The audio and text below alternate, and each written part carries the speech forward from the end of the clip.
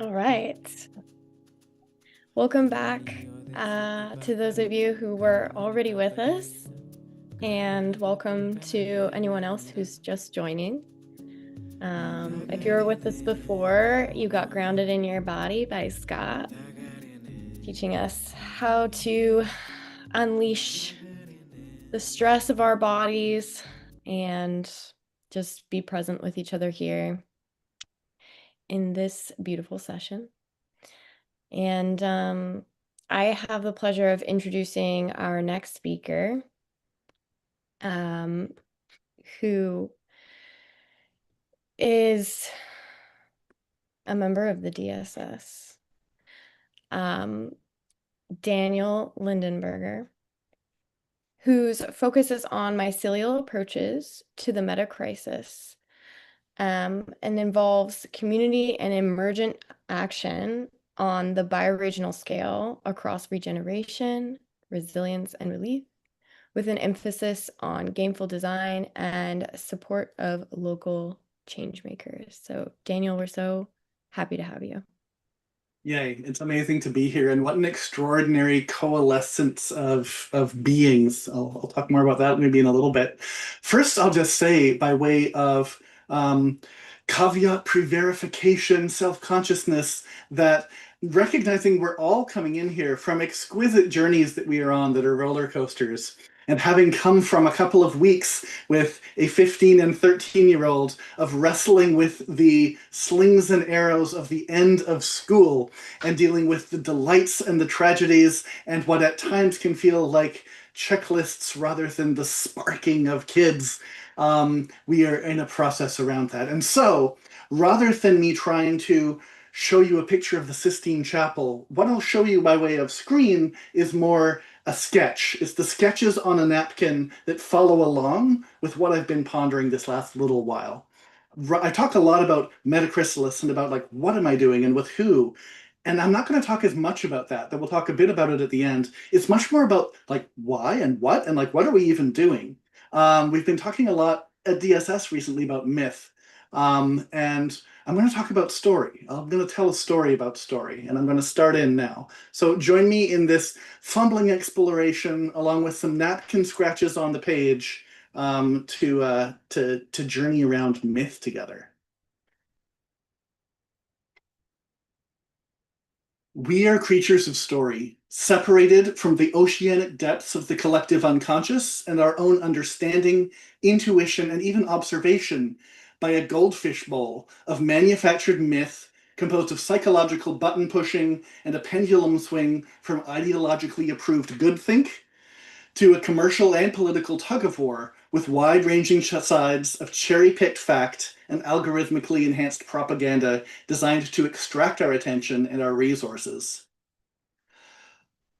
Just for a moment, pause while I get my screen share showing slides properly. 1 second. Thank you for bearing with me as we get next slide showing. Give yourself a moment to really breathe right now. Just shedding all of what came before this moment, putting to the side what comes next, and taking a moment to be here and celebrate the exquisiteness of this group of people gathered here. Just take a moment and do that breath and be here. Beyond the cerebral factory model myths is the true grounding of all mythology. We are each a watershed of myth, a gathering of droplets, rivulets, and streams of our own experiences, and as those converge with the stories and learnings that we're given and that we keep, all of this running over a topography of genetic and archetypal landscape that guides our sense-making. Those of us gathering here at the Design Science Studio and in Regenera are cartographers and gardeners of myth and meaning. There's a science of observation and an art of translation and a humble, sacred act of creation and sharing that's a part of it, all done in a spirit of reverence for this moment, for who has gathered and when and where and why.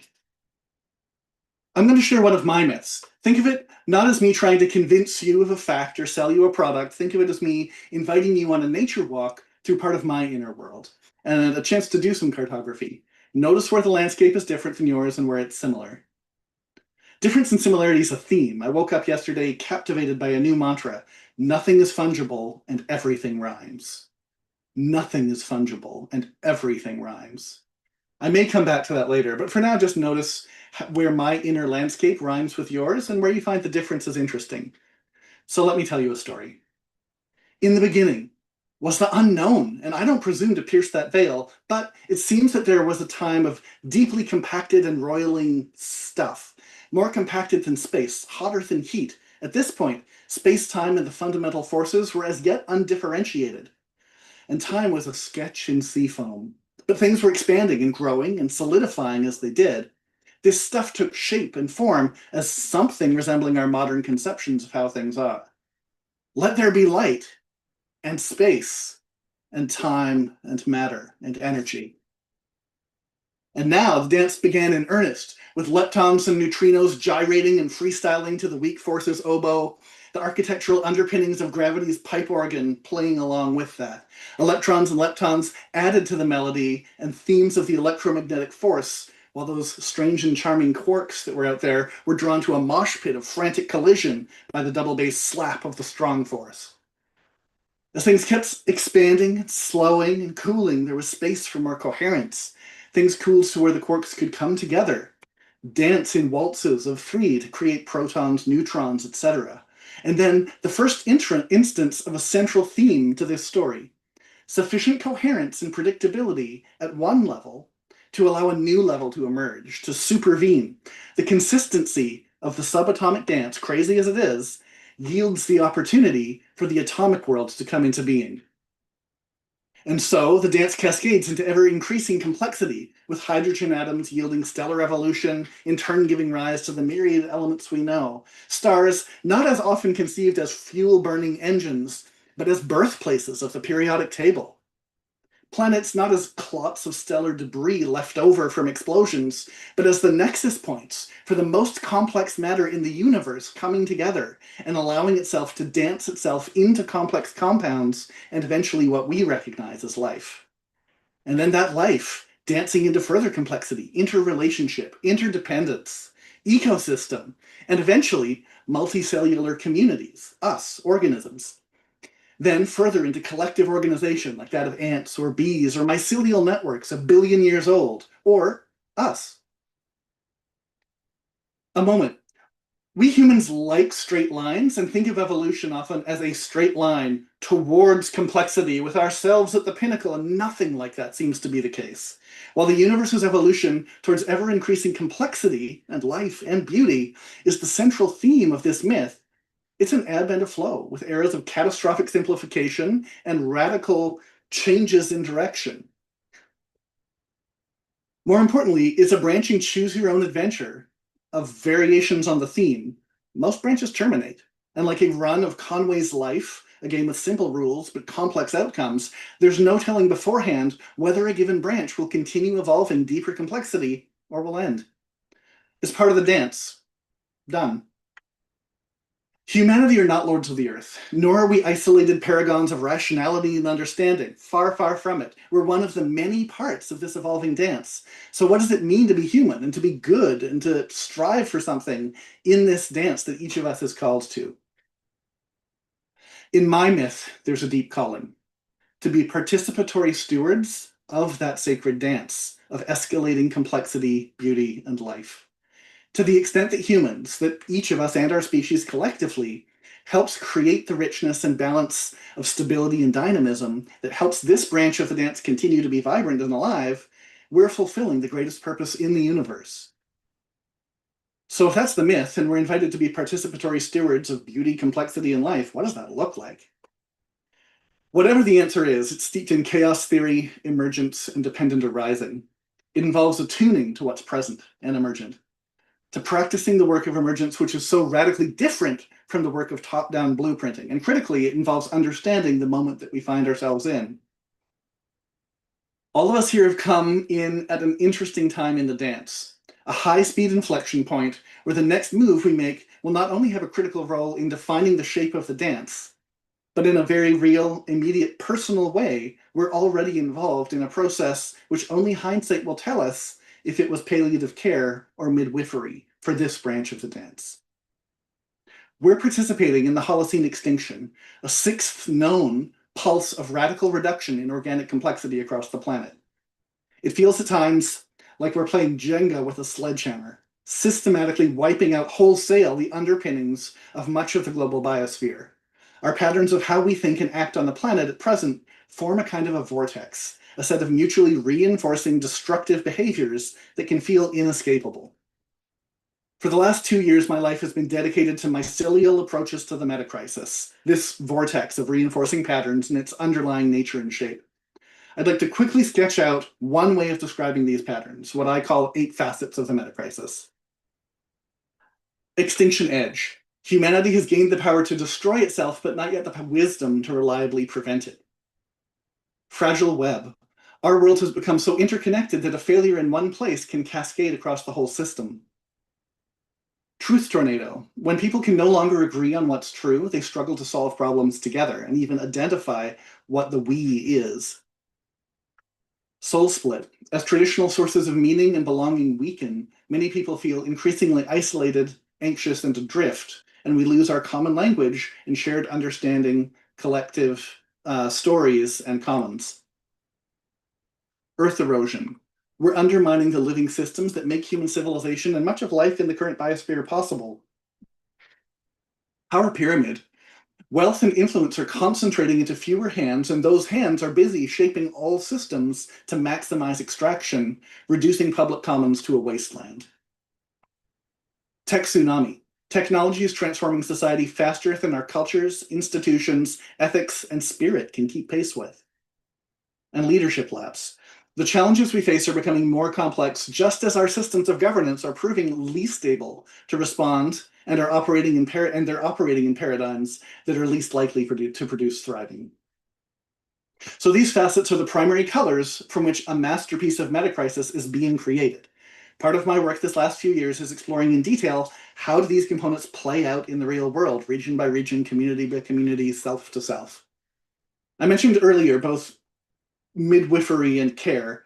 Everything I see in the world confirms to me that the opportunity is also present for us to go in a profoundly different direction. Here's one portrayal of the 8 facets of an upward spiral, not a metacrisis of destruction, but a metachrysalis in which our current dysfunction is dissolved into an imaginal goo from which something unexpected and unknown can come into being, as radically different from our current system as a butterfly is to a caterpillar. Resilient Renaissance. Humanity is learning to build systems that can withstand shocks, adapt to change, and help life flourish for generations to come. Interwoven harmony. Our world is becoming so interconnected that strength, support, and resilience can flow across the whole system. Shared light. When people can seek truth together, difference becomes a source of wisdom rather than division. Cultural wholeness. As people rediscover meaning, belonging, and purpose, stronger communities and healthier lives emerge. Regenerative abundance. We're becoming stewards of living systems that grow richer, healthier, and more vibrant with our care. Equitable commons.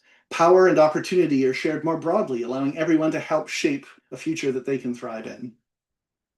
Tech symphony. Technology is evolving in partnership with human values, expanding our capacity to learn, create, and care.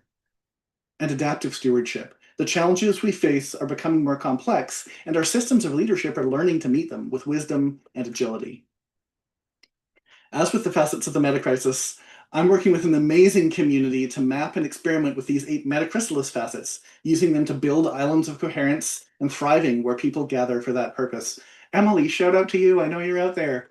So, what does it look like to be a steward of complexity in this world where we find ourselves? For me, it's an adventure, a quest of self-discovery and growth through action in the world.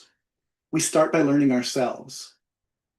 And I'll ask you, sincerely, I'm asking these questions. They're the questions I ask myself and that I'll mention for you.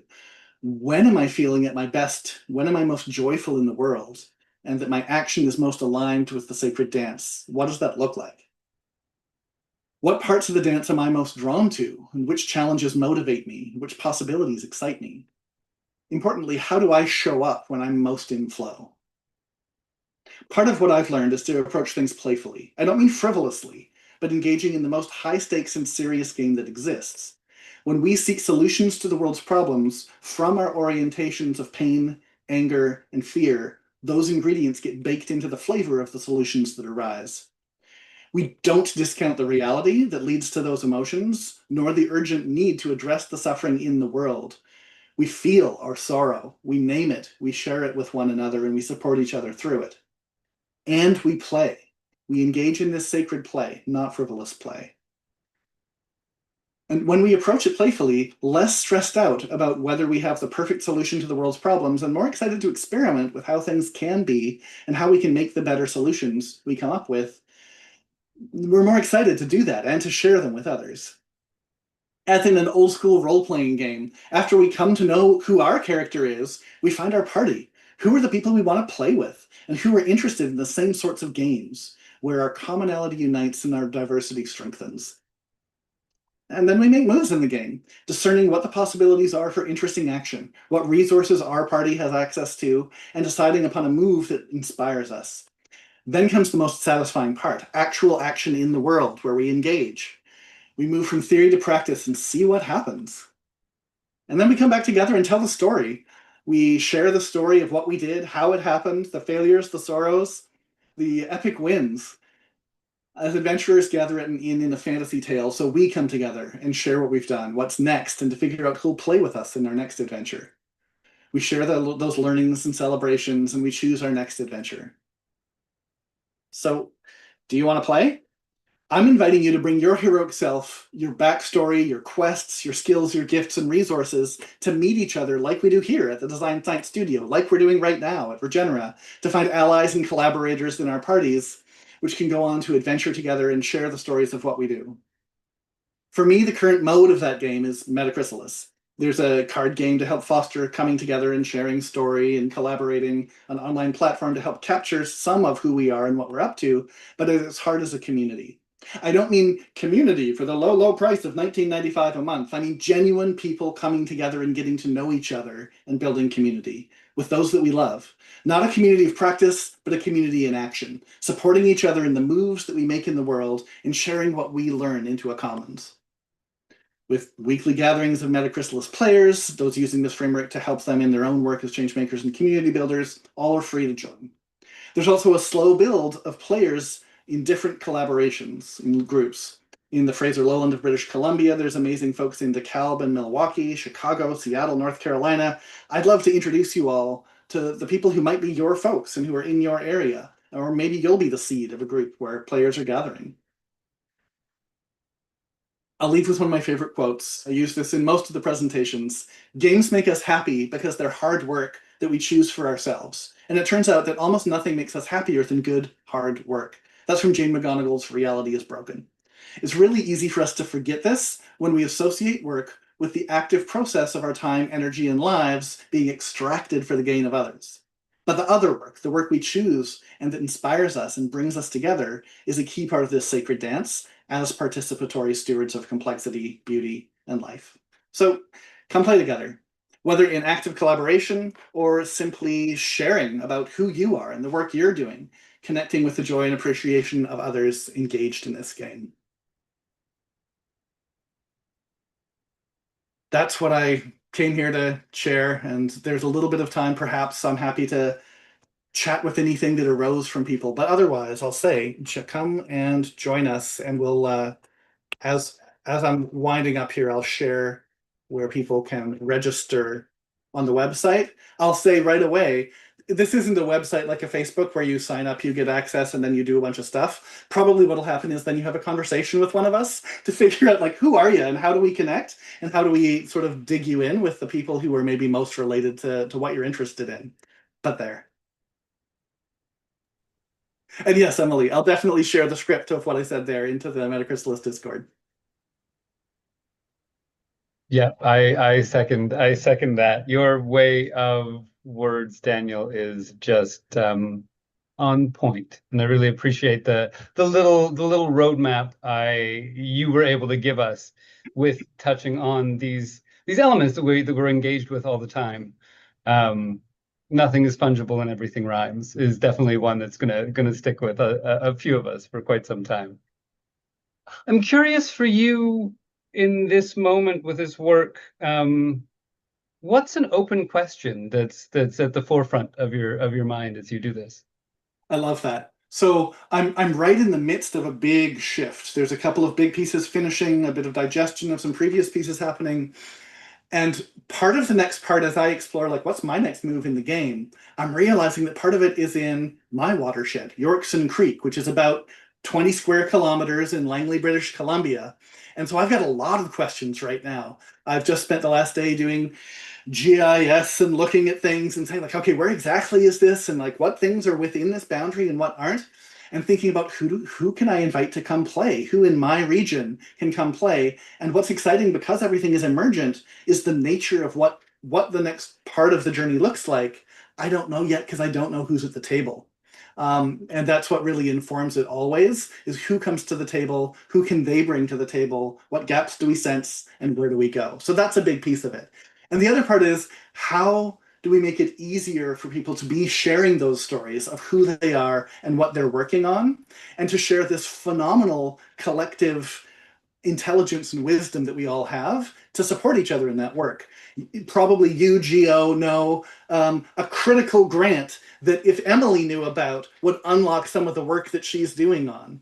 Roxy has facilitative processes which, if Abius had, would transform what they're doing in the world. So how do we make it as easy as possible to share those in an open source spirit and to be sustained in that? That's a huge part of the question there for me. Yeah, thank you. Anybody else out there have a question for Daniel while we're in this space? I don't have a question, but I have a testimonial because he's been saying my name. That I was introduced to Daniel's work because a dear friend and collaborator said, hey, there's this guy who's doing something that you should know about. And it's radically transformed one of the most important passion projects that I'm working on. And one of, like, arguably the most important things I'll probably do in my life. And Daniel's approach to the Metachrysalis game and his facilitative way of just entering and connecting the dots is just truly magical. I can't wait to be a case study for you, Daniel, when we see through what we're doing, which includes mapping a garden, legacy planning. It's just incredible. So yeah, thank you, Daniel, for all you do. Thank you. Can you give us a sneak peek? Like, do you have a 30-second share about how his work transformed something for you? So Daniel I'm a facilitator.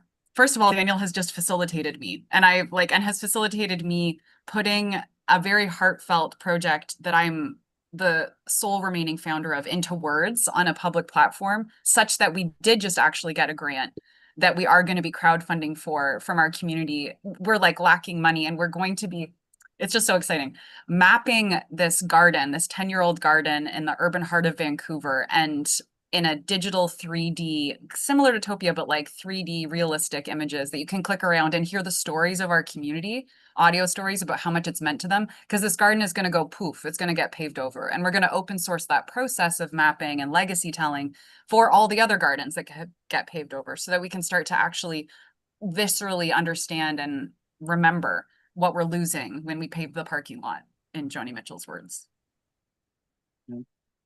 And just quickly, because I love your question, Rex, around like, what's the most significant problem to solve first? And I think not that it's the gnarliest problem, but it's where we start. And often, it's we start at the end of the journey where we find ourselves and move our way back. And that part is coming together and rebuilding community and commons. Being able to recognize the way, because so often, especially those of us who are like everyone here, change makers trying to make difference in the world. And so often the way we conceive that is, here's the work I have to do in the world. Oh, but I've got, like I was saying at the beginning of this, here's all of the things holding me back and the ways I'm not resourced and all these different pieces. And what we need to do is to reframe that.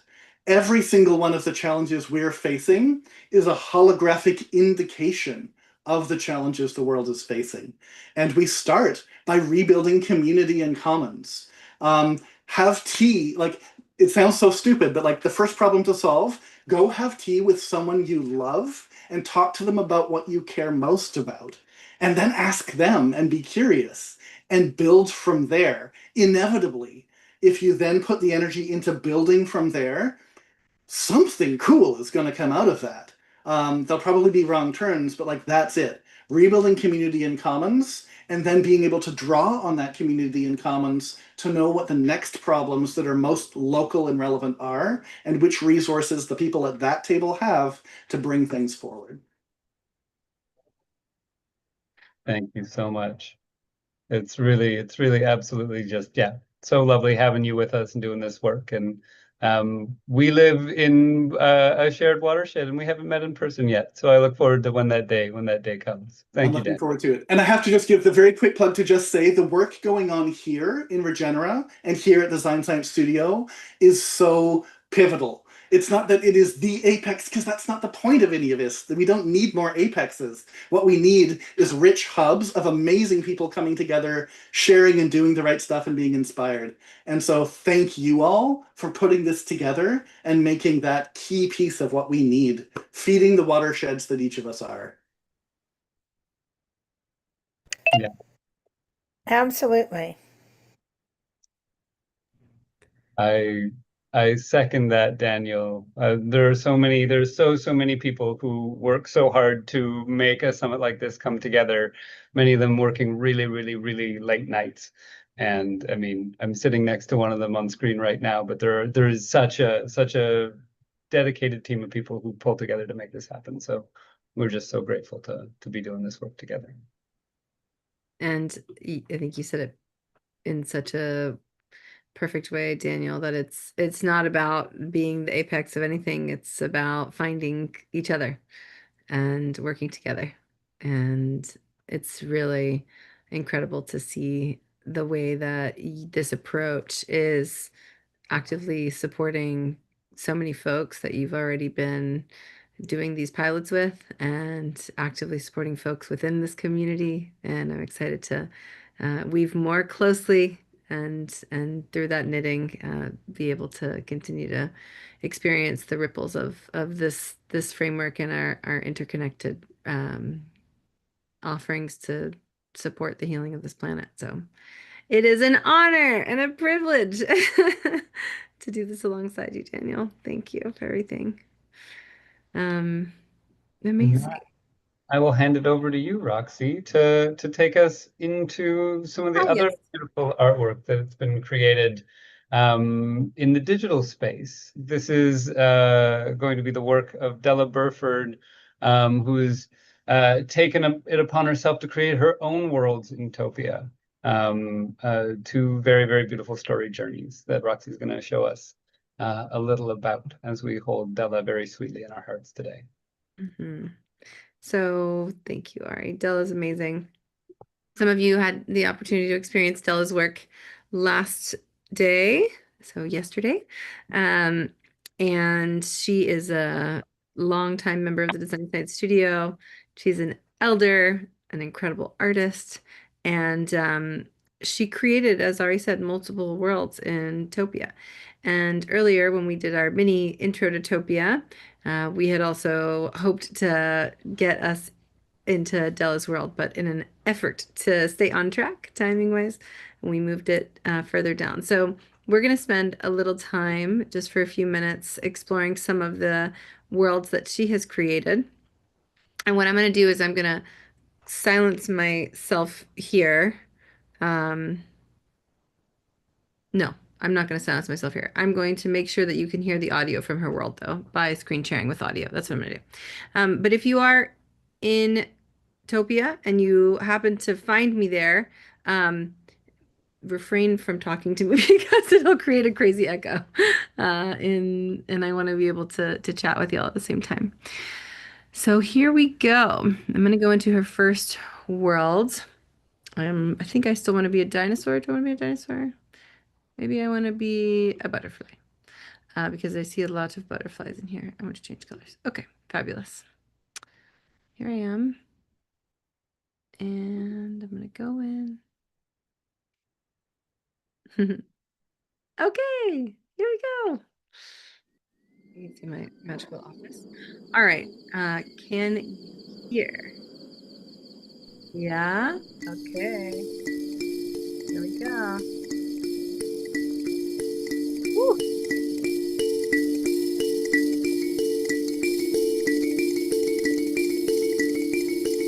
Learning about all the different types of dodo.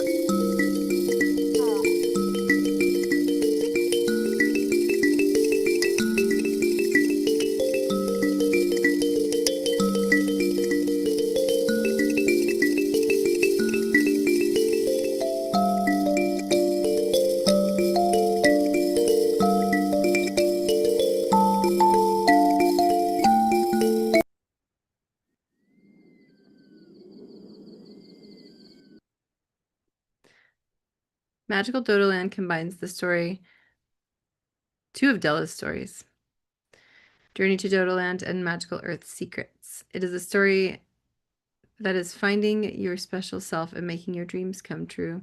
Listening to the birds gets you there. You meet Elemental Dodo, who used to be a dodo bird but was laughed at, and came to the land to be what he wants to be. We visit the dragon ship, the giant flower island, Night Bubble, Nature Wheels Island, where we learn to love and protect the earth. So there are many links, the published books, parts of the story that have been turned into immersive dance and theater,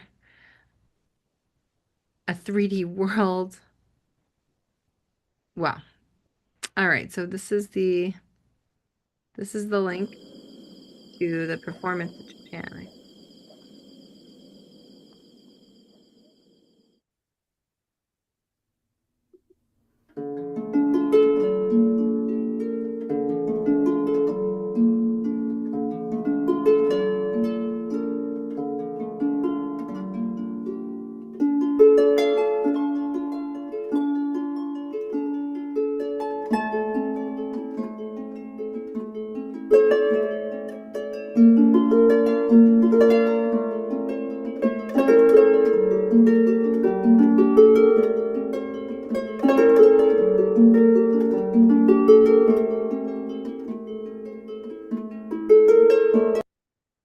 In the interest of time, I recommend that you go back and explore that more fully. So we see here, I'm going to zoom in a little bit more. There is this beautiful dome. I believe this takes us even to, oh, this takes us to a YouTube video. Okay.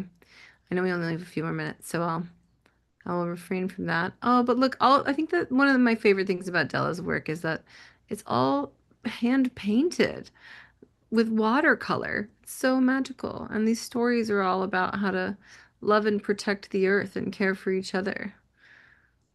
Della's so beautiful. Such a beautiful human. Oh, who's this?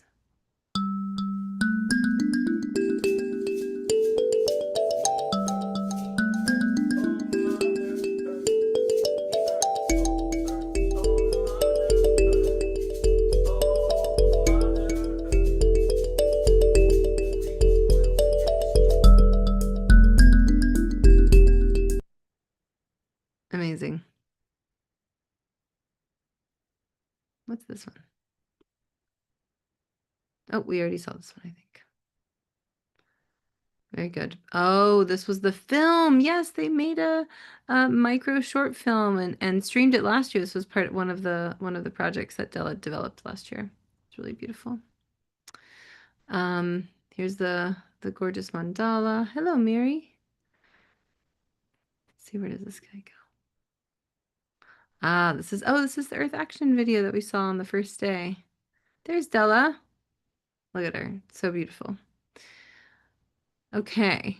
I feel like I'm getting close to time. No, I don't know if I'll have time to go to the other world. You are close to time. It is time. Dang. Okay, well, we did one. We'll have some more time to play.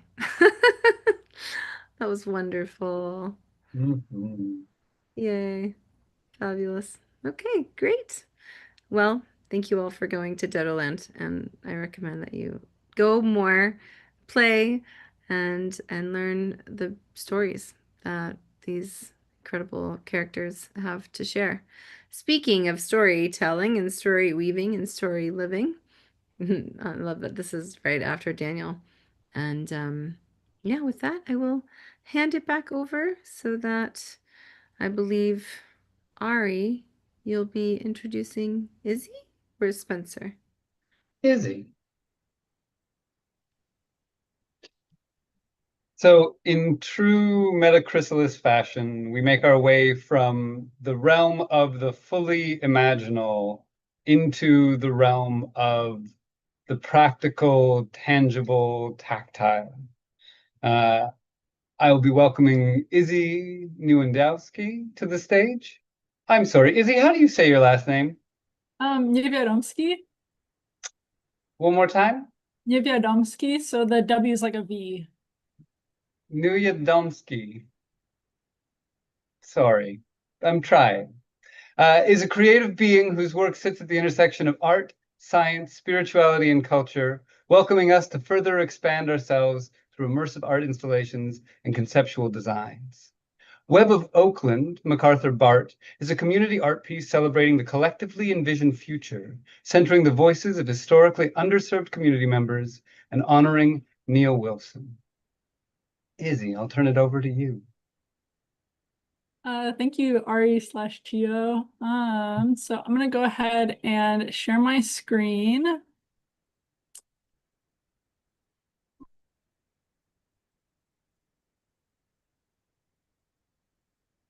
Okay. Let's see.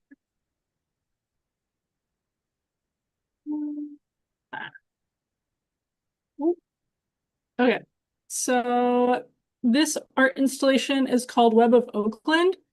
It is a community art installation that is a woven virtual reality design of all of the community members' aspirations and future dreams for the community. It's also a memorial piece to Nia Wilson, and I'm going to get more into the past, present, and future elements of this art piece. So it originally started out just being focused on the future. I've done a lot of thinking about how to create a future art piece based on what I've been learning in the design science studio with the whole concept of backcasting, thinking of an ideal future and then planning steps to get to that point. And so that was really inspiring, and I wanted to create an art piece that brought some of that wisdom into the community that I reside in. And so it is an organic map and emergent story of all the previously unseen connections and unexpressed dreams of the community. So essentially a large community canvas. It's also an intentional practice and resource guide for the present. So participants are asked to envision themselves in the year 2050 within Oakland and thinking about what does that future vision of Oakland look like for them. Imagining that they're in a space that everyone is thriving, that it is the best possible situation. How does that look? And grounding that into written form and then weaving that all together. Our installation is also recognizing us as leaders of our future ancestors and asks us to reflect on the wisdom and guidance of our past ancestors as well. And so this is bringing in more of the memorial aspect of the piece, both in honoring Nia Wilson, but also in asking participants if they have other ancestors within their community or their families that they want to bring forward in the installation, creating space to honor that and to celebrate their visions and to carry forth their message and their essence, even if they're not physically present here. There's also a living resource document on the participation form as well, so that people, as they're filling out their piece, they can go ahead and check out the resource document to see if there's any support that they may need or support that they can offer towards organizations doing local work within the community. That's kind of covered over here, but that's where that is.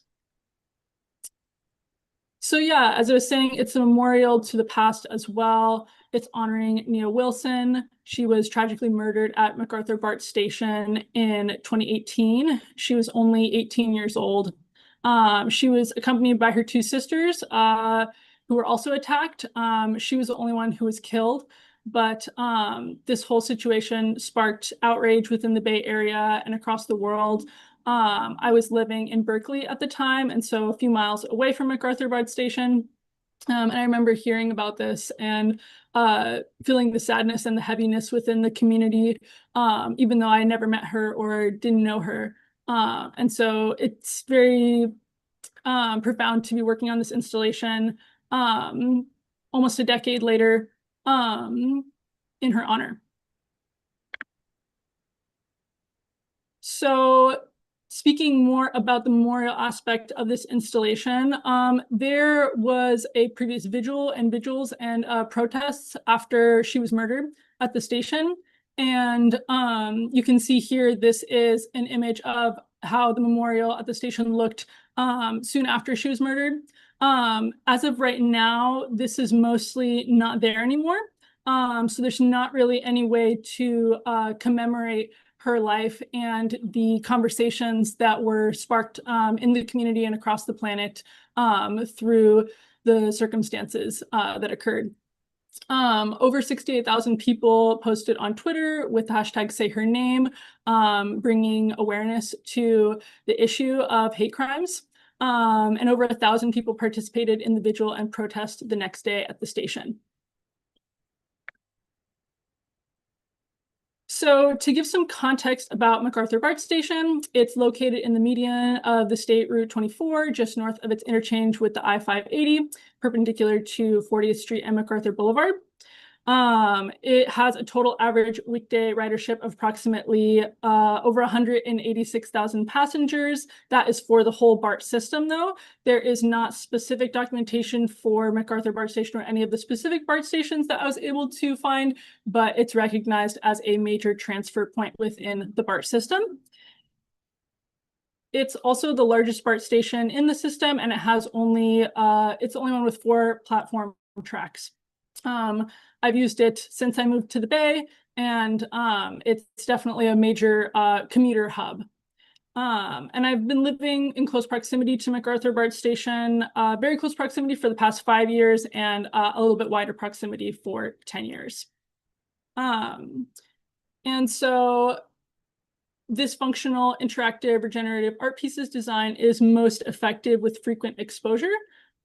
So thinking about a vision board or a way that we're backcasting from an ideal future, being able to be reminded of that and the energy that we've put into creating that vision, the more able we are to create that through how frequently we are exposed to that.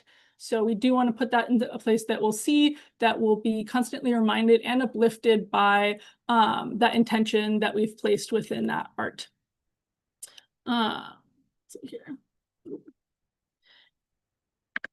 And the importance of accessibility for impact. So for this art piece to be at its most functional, it needs to be in a place that is most accessible due to that functional aspect of the art. But also accessibility is something that's really important to me as an artist, especially when I'm designing a public art installation. I want the public to be able to see that as much as possible and to benefit from that and to participate in that. And so this project integrates the principle of design justice, which is centering historically underrepresented voices within the installation's architecture. And so the center of the web has Nia's name on it, and within the radiating rings out from that, there will be voices that are historically unheard or underserved, and centering those voices in the web and in our aspirations for the future is really important in order to create a future that does work for all and that is just and healing and bringing us all to a collectively better future.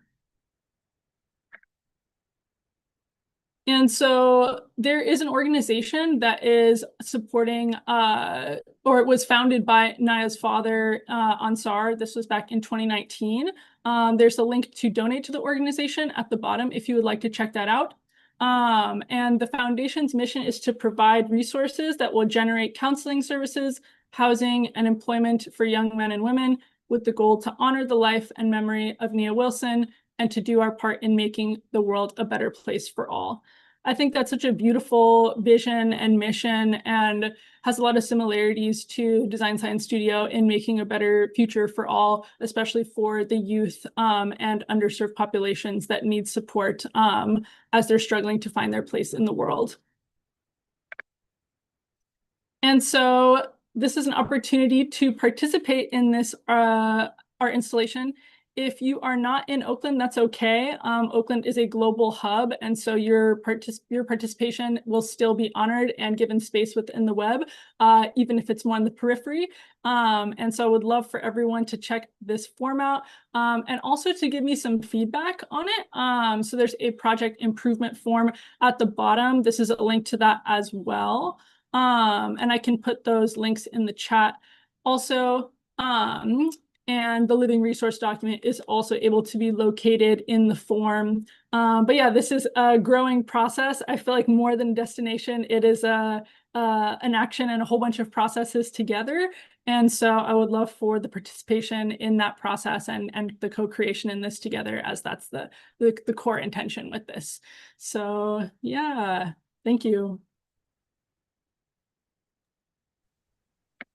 Thank you so much, Izzy. It's really lovely.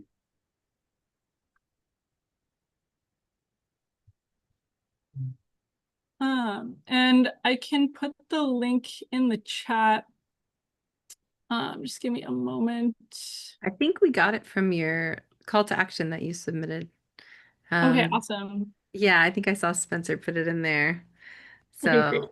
So great that you've created this layer so that people from anywhere in the world can participate. Because this, I was living in Oakland for 11 years, and so I was living there whenever she was killed, and I contributed to that altar at the MacArthur Art Station, and I spent some time there with people, and it was something that folks participated in and rallied around from all over the world. So to get to continue that work and support her legacy and continue to bring awareness around this is so beautiful and such an honor. And yeah, just, I remember through a lot of the atrocities that we've lived through these last years, continuing from different families that encourage us to continue to say their names and bring their life forward and bring their presence forward, and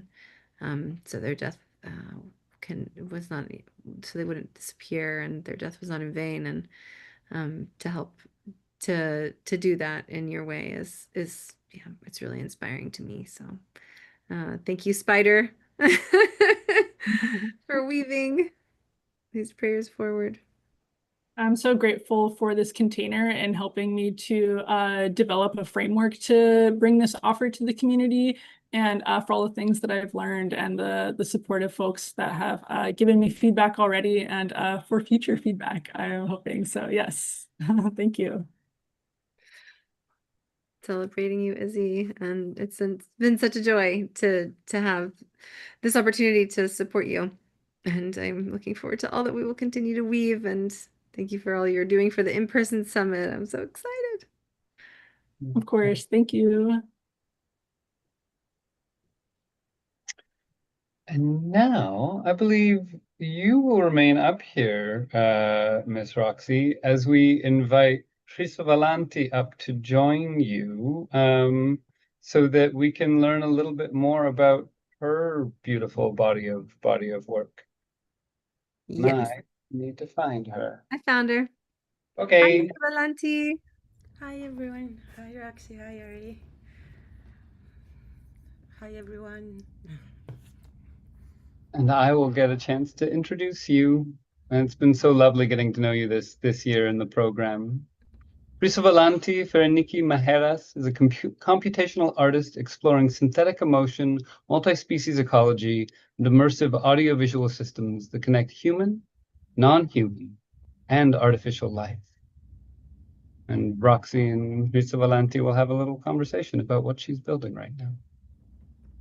Thank you, Ari. And here's Falanti. Your audio is like a little bit delicate. I don't know if you can up your volume at all.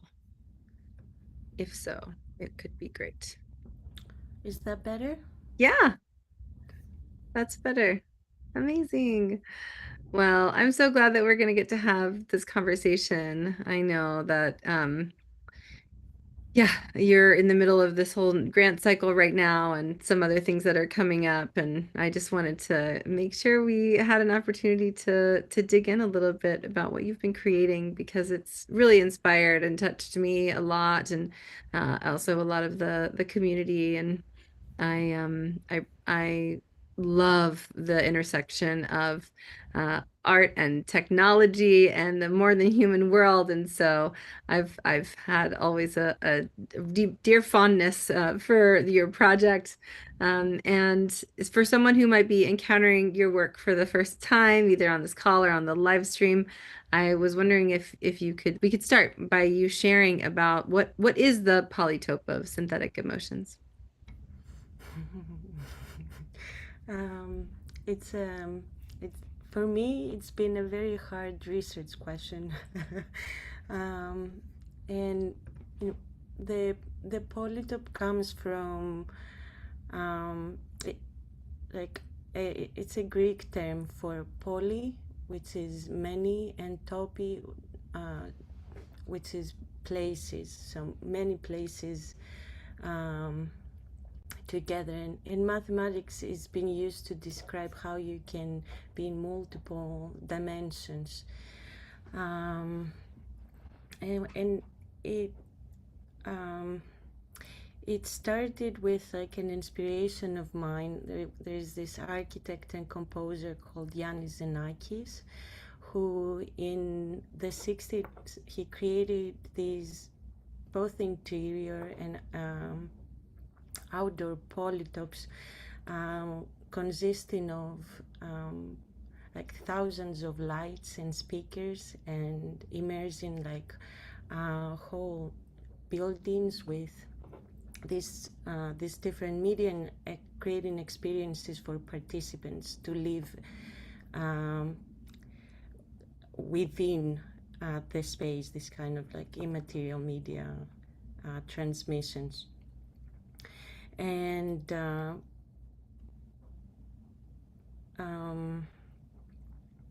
also in my research, I've been looking into how to compose emotions artificially, mostly looking at physiological data from the human body. And you know, I just thought that, you know, emotions have been attributed just to humans and have been studied mostly from the like a very anthropocentric way. And in my humble opinion, it's like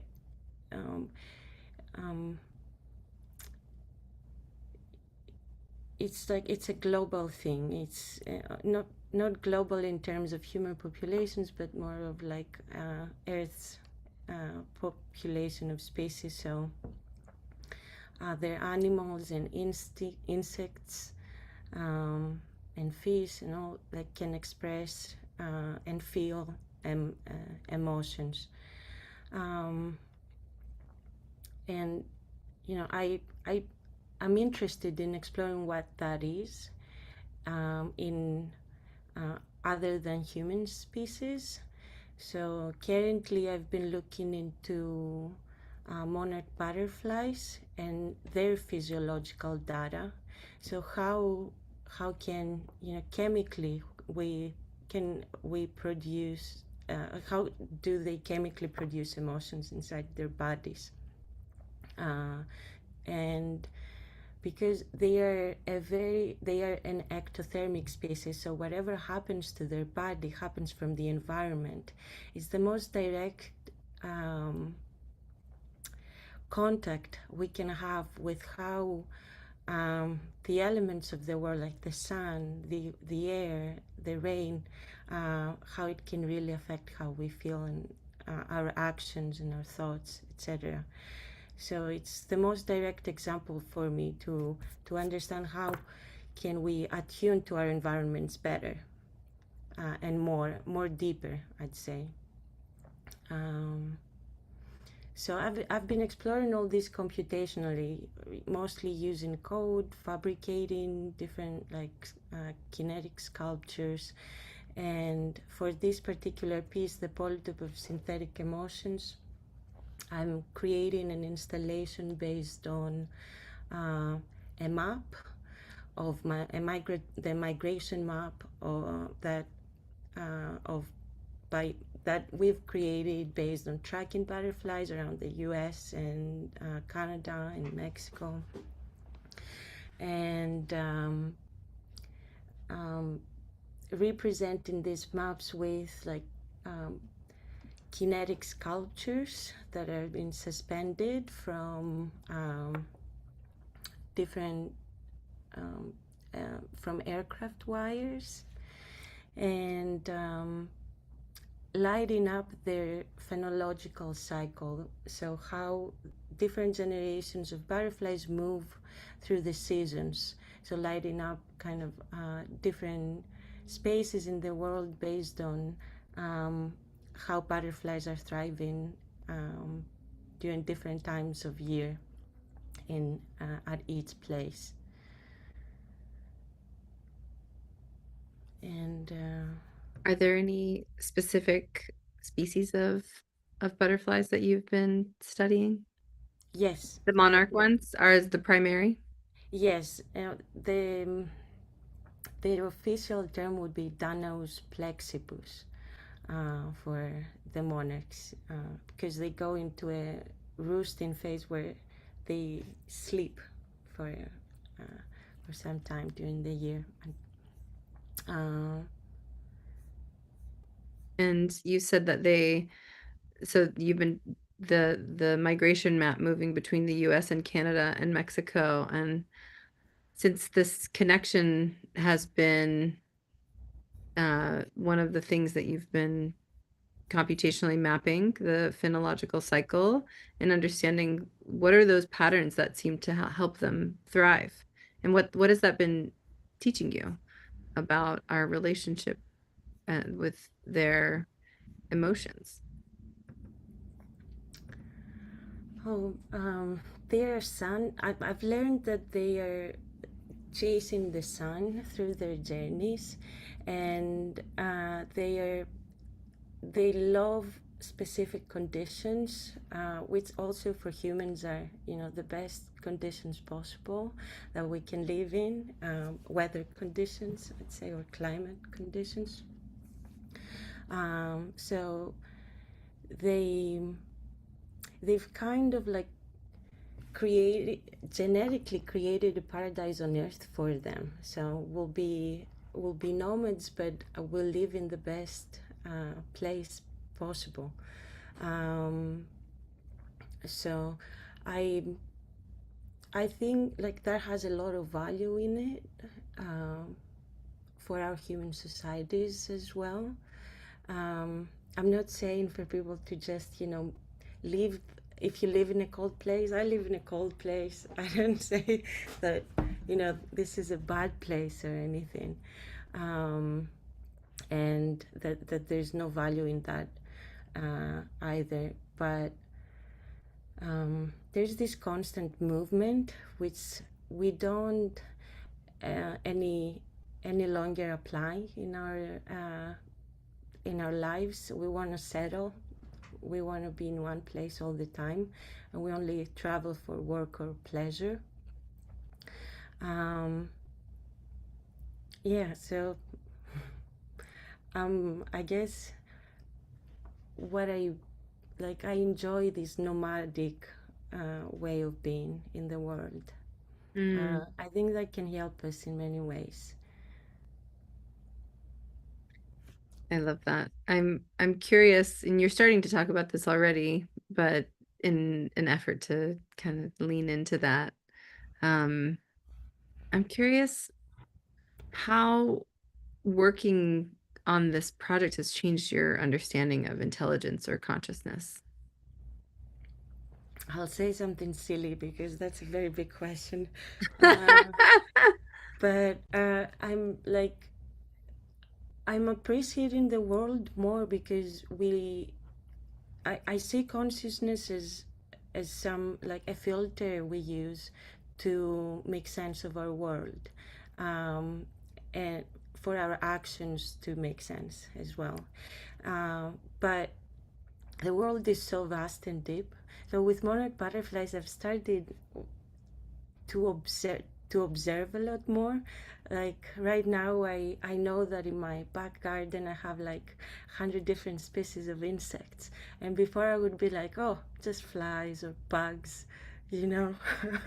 And or the trees we see in the world. Like we can't name every single tree in a forest we go. We just look at them and say these are trees, and put in these large categories.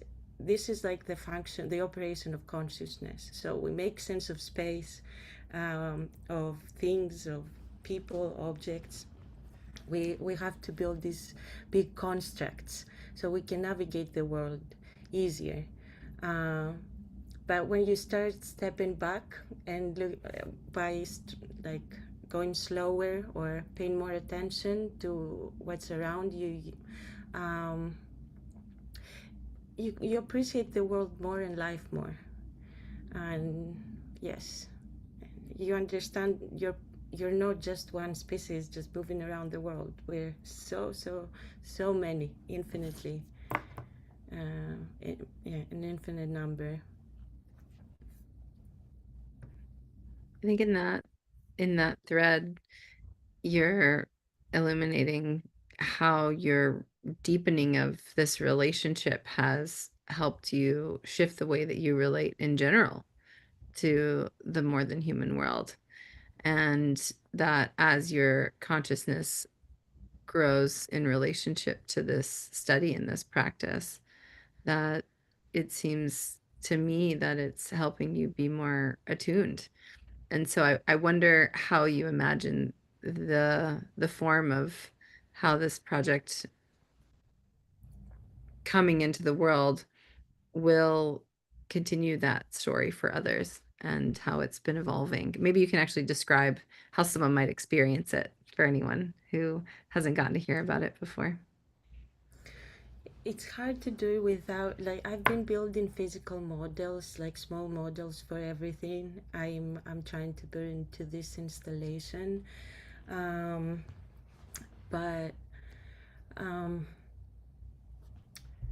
I don't know if I should speak with pictures or I should just... If you want to. You can also describe that. Because I know like light and sound and code, it's all coming together with this biological data to illustrate these synthetic emotions. All right. Okay. So to illustrate the synthetic emotions, I have a nice demo. I can show that a little bit with like how light and sound is going to be translated. So I'm creating these bionic butterflies for my kinetic sculptures that flap their wings up and down, and that's what they're suspended into this kind of like map visualization through the space.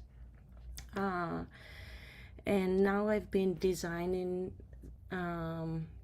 the biggest part is their wings for me, because they function like as their sensors to the world, like their ears, their eyes, and like they have a lot of different functions. Let me see here. Okay. And because I have to work in both worlds at the same time, I have like the physical world and the digital world. I have to simulate also the physical world, not just what's being like interpreted through data. I'll explain that. Yeah, because they react to their physical environments. Yes. They are fully responsive.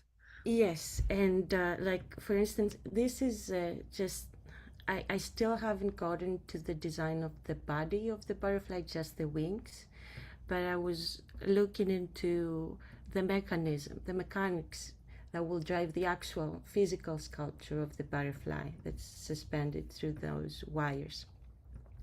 So if I move closer, you can see it's just like a gear system that moves up and down, and through these holes, that's where the wings go. But I have to like measure in real space, all the things that go onto it. So here, sorry if it's for the warning flashy images. All right, sorry for your eyes. All right, here you go. I have the wings here. And what I'm building them with are, I'm 3D printing some like soft layers for the shape of the wings that are transparent. And on top of them, I put these, if you look in my camera, I put these fiber optics where I'm going to like position on these wings and like shoot light through them, so I can get in real life the same effect as I have in the digital world, so in the physical sculpture. And they play, they move, and also inside their head there's going to be a tiny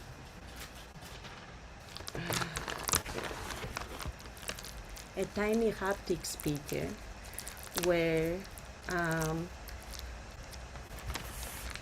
in order to make sound, it needs to be attached to something. So when I attach it in the head also attaches to the rest of the body and the wings. So what happens is the whole sculpture becomes a speaker. The sound is being transmitted through all the parts of the body. I've done these tests, and now I'm trying to think of how this vein system of the butterfly that's been illuminated and activated through the sound that's coming up, it's also, what kind of sound it generates. It generates from the data of its body. So I'll turn the master down a little bit, I'll turn the sound down. And I've been building this synthesizer. This is just an instance of it, but it will change over time. And the sun is the main data source that I'm using. Everything that you're seeing is produced by the sun.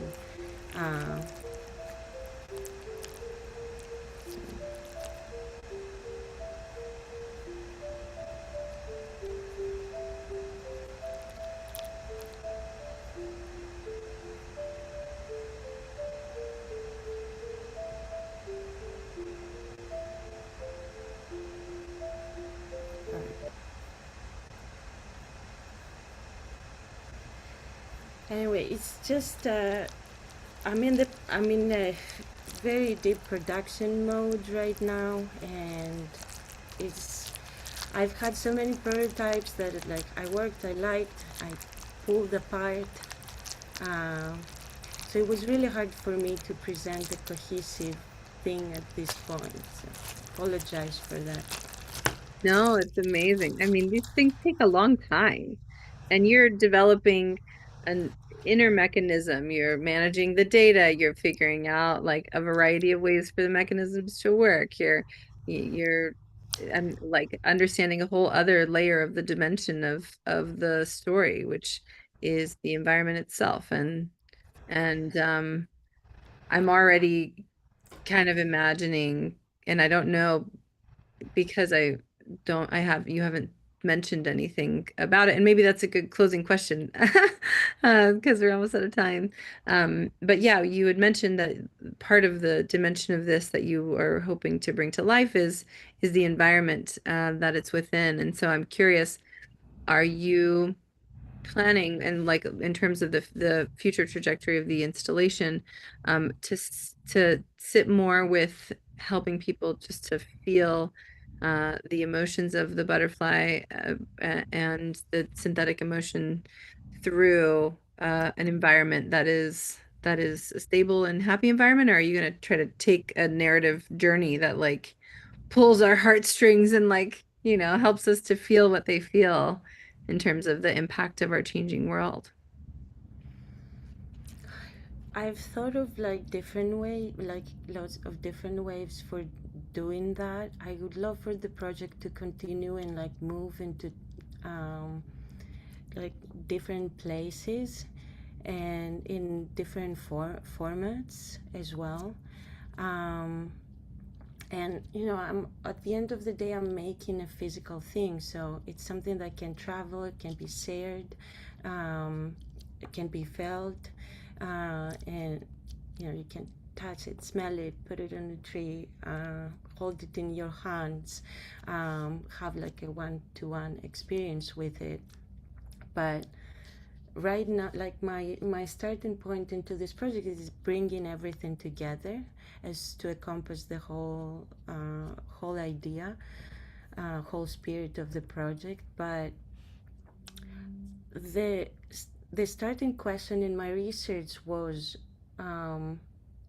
started from like looking into physiological data in the human body, and especially looking into the thyroid gland. That's like a regulator for our emotions, especially in women, inside of our bodies, and it's on our throat. That's why I keep pointing here. And it also, you know, has the shape of a butterfly, so we have like a little butterfly inside our throat, like constantly. And you know, a lot of also the human body like takes a lot of vitamin D for the sun, from the sun, and that also does things to our moods and to our thyroid gland. So by looking closer into the example of, you know, another species that has the same morphology as a gland inside of our own body, we can understand better how we absorb the sun through our bodies. So that's the whole. It's a metaphor. Like I'm looking at it symbolically, but I'm also speculating of some literal connection.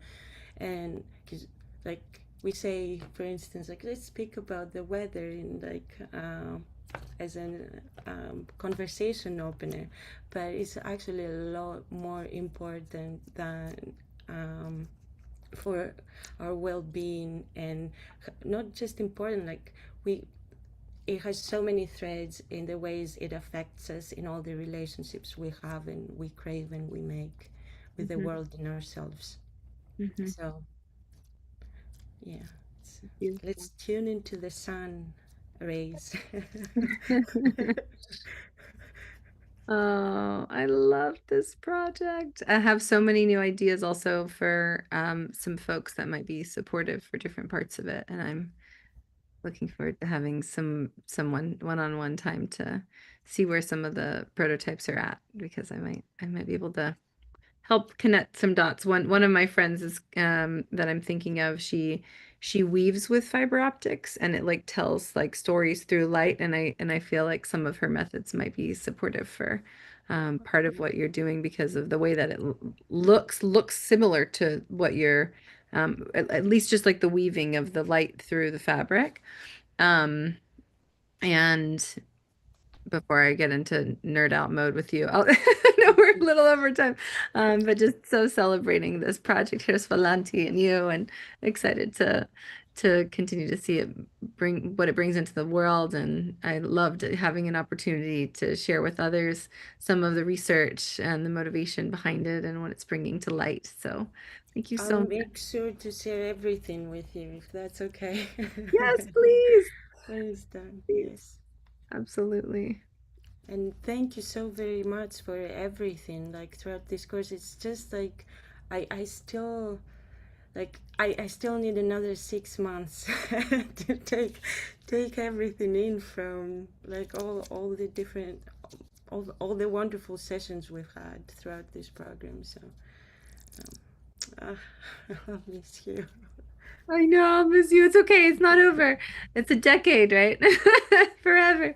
But yes, it's wild coming to this particular threshold where we're completing this part of the cycle together and we're moving into the next.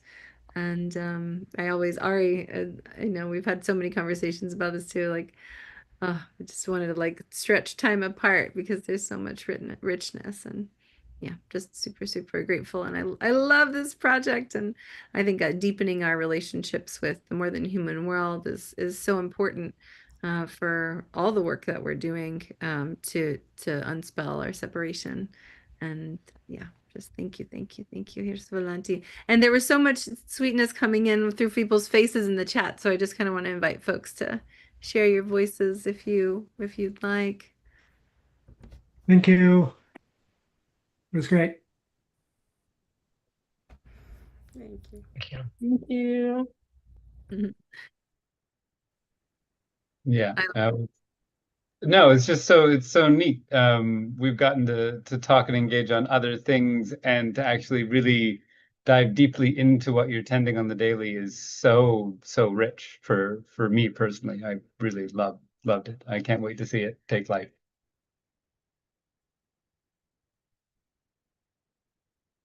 And now I will invite two of our revolutionaries back up to the stage. You've seen them before, you've met them before.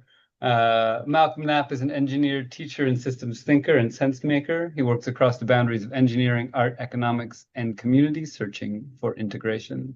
While Scott Edward Huddy is a civic educator, visual artist whose work blends systems design, policy, and creativity.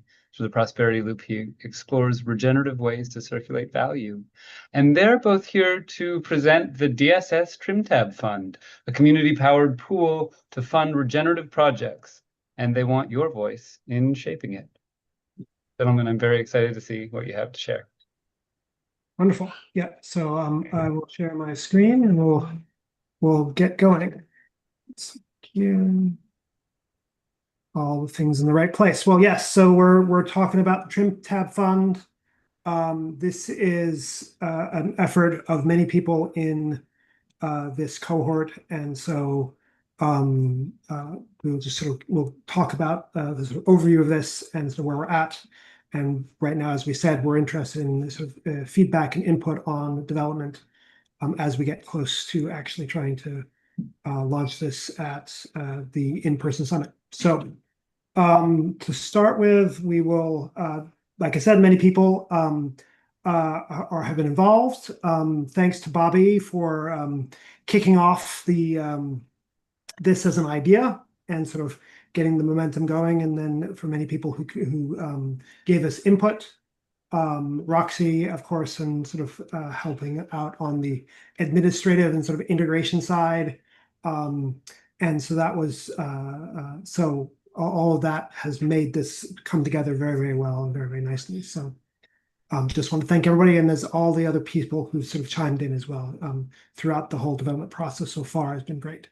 It's sort of nice to see all the interest here. So what this is really about is about self-funding. And starting with the idea of the community, this DSS community itself, funding is one of the, like, I know it's a constant question that goes on. And I've, from my background in finding the future, it's been sort of come to the surface as a big part of one of the systems that has to work for us to actually create the future that we want. And so it really is about the key thing here is that if that part of the system doesn't work, then it's very hard to do the rest of it. A lot of the work that's going to have to be done is not going to generate revenue. It's not going to be something that a investor is going to be interested in. So looking at that and and looking at that question and that issue, this is what we've basically come up with. We'll describe the fund, we'll describe its structure, we'll describe the sort of the starting point that we have. But the overview is here, is that we want to use the community and to basically concentrate small monthly donations from the community, and then bring that back out to the community again to support the project work that has to happen. And then for the project work to then come back to the community and show how the flow of money has generated impact in the world. As the quote at the bottom, or says, we're looking at how can we make money regenerative? How can we change that system as well? Right now, the system of money flow is extractive. This is our investigation and inquiry about how to change that dynamic. So this is the top level. We'll get into more details in just a big second, but I think the big takeaway is we don't have to wait for anybody. We can start now, and as you'll see, it actually will start having a pretty big impact pretty quickly. And so let's just do it. That's what we want to get to.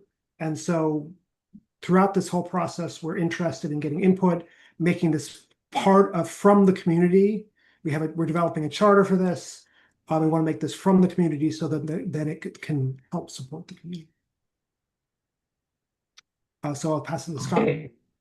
Yeah. So one of the things we wanted to show to everyone is this is really a new idea, that this comes from people and locations around the globe, and is really inspired by these practices. Primarily the Susu has been a number of people in our cohort have talked about how they've been a part of a Susu in their local community. And so again, this is something that's taken place in other parts of the world, and we want to honor. Yeah. Can I interrupt you? Your mic is really choppy for some reason, and I would My love. hearing is really choppy too, so I don't know. Is that any better, or It is might just be your still... headphones. I can try and change my headphones if. It might be worth it. I don't know. Okay, let me give it a shot. Okay, sorry to interrupt you midstream. One minute. So interesting what you're talking about. I just want to make sure we can hear you really clearly. No one tech checked you. You tech checked everybody else. Is that any better? Oh, so much better. Yes. Oh, good. Okay. I got to turn my volume up here. Okay. So Malcolm, do you want to change the slide for me?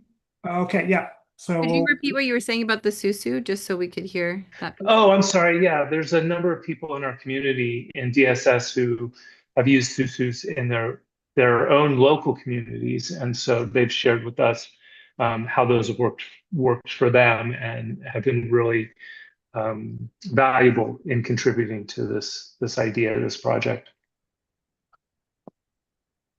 Great. So here's the kind of the overview again of how this would operate.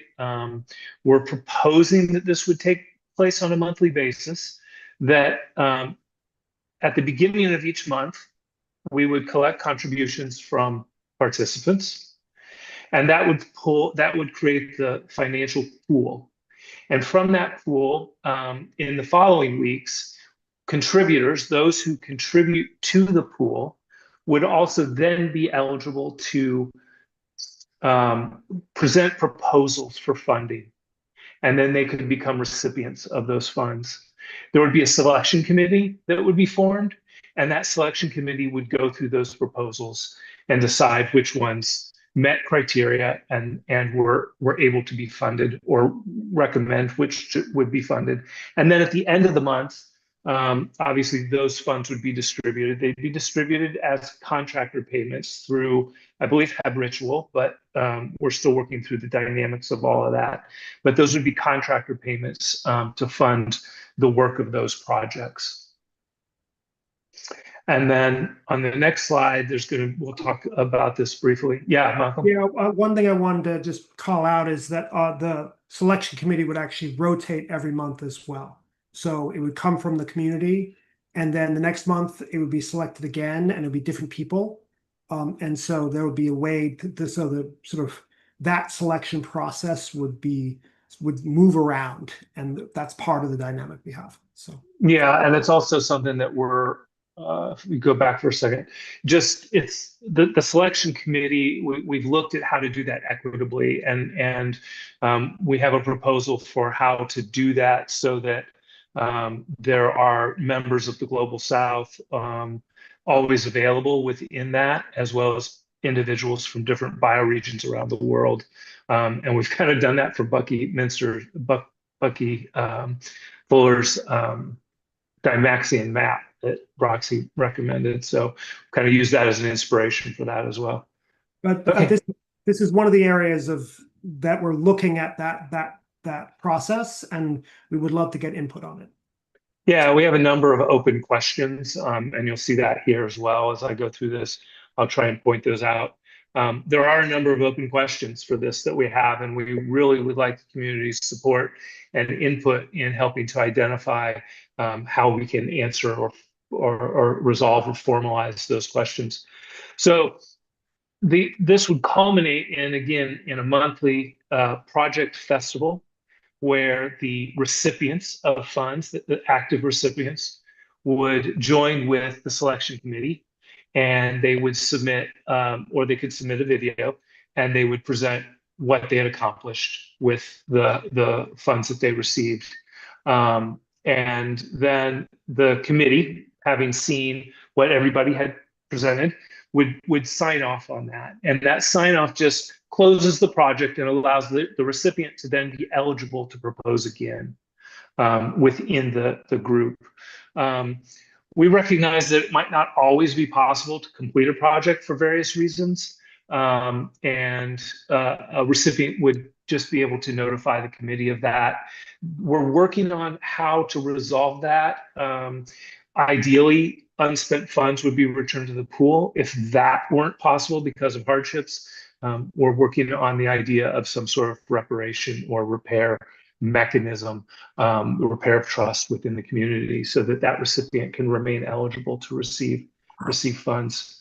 The idea is the idea is to witness and affirm what people have done in the community, and it's a trust-based system that we're working on here. We're trusting that the community will be able to operate and spend funds with integrity.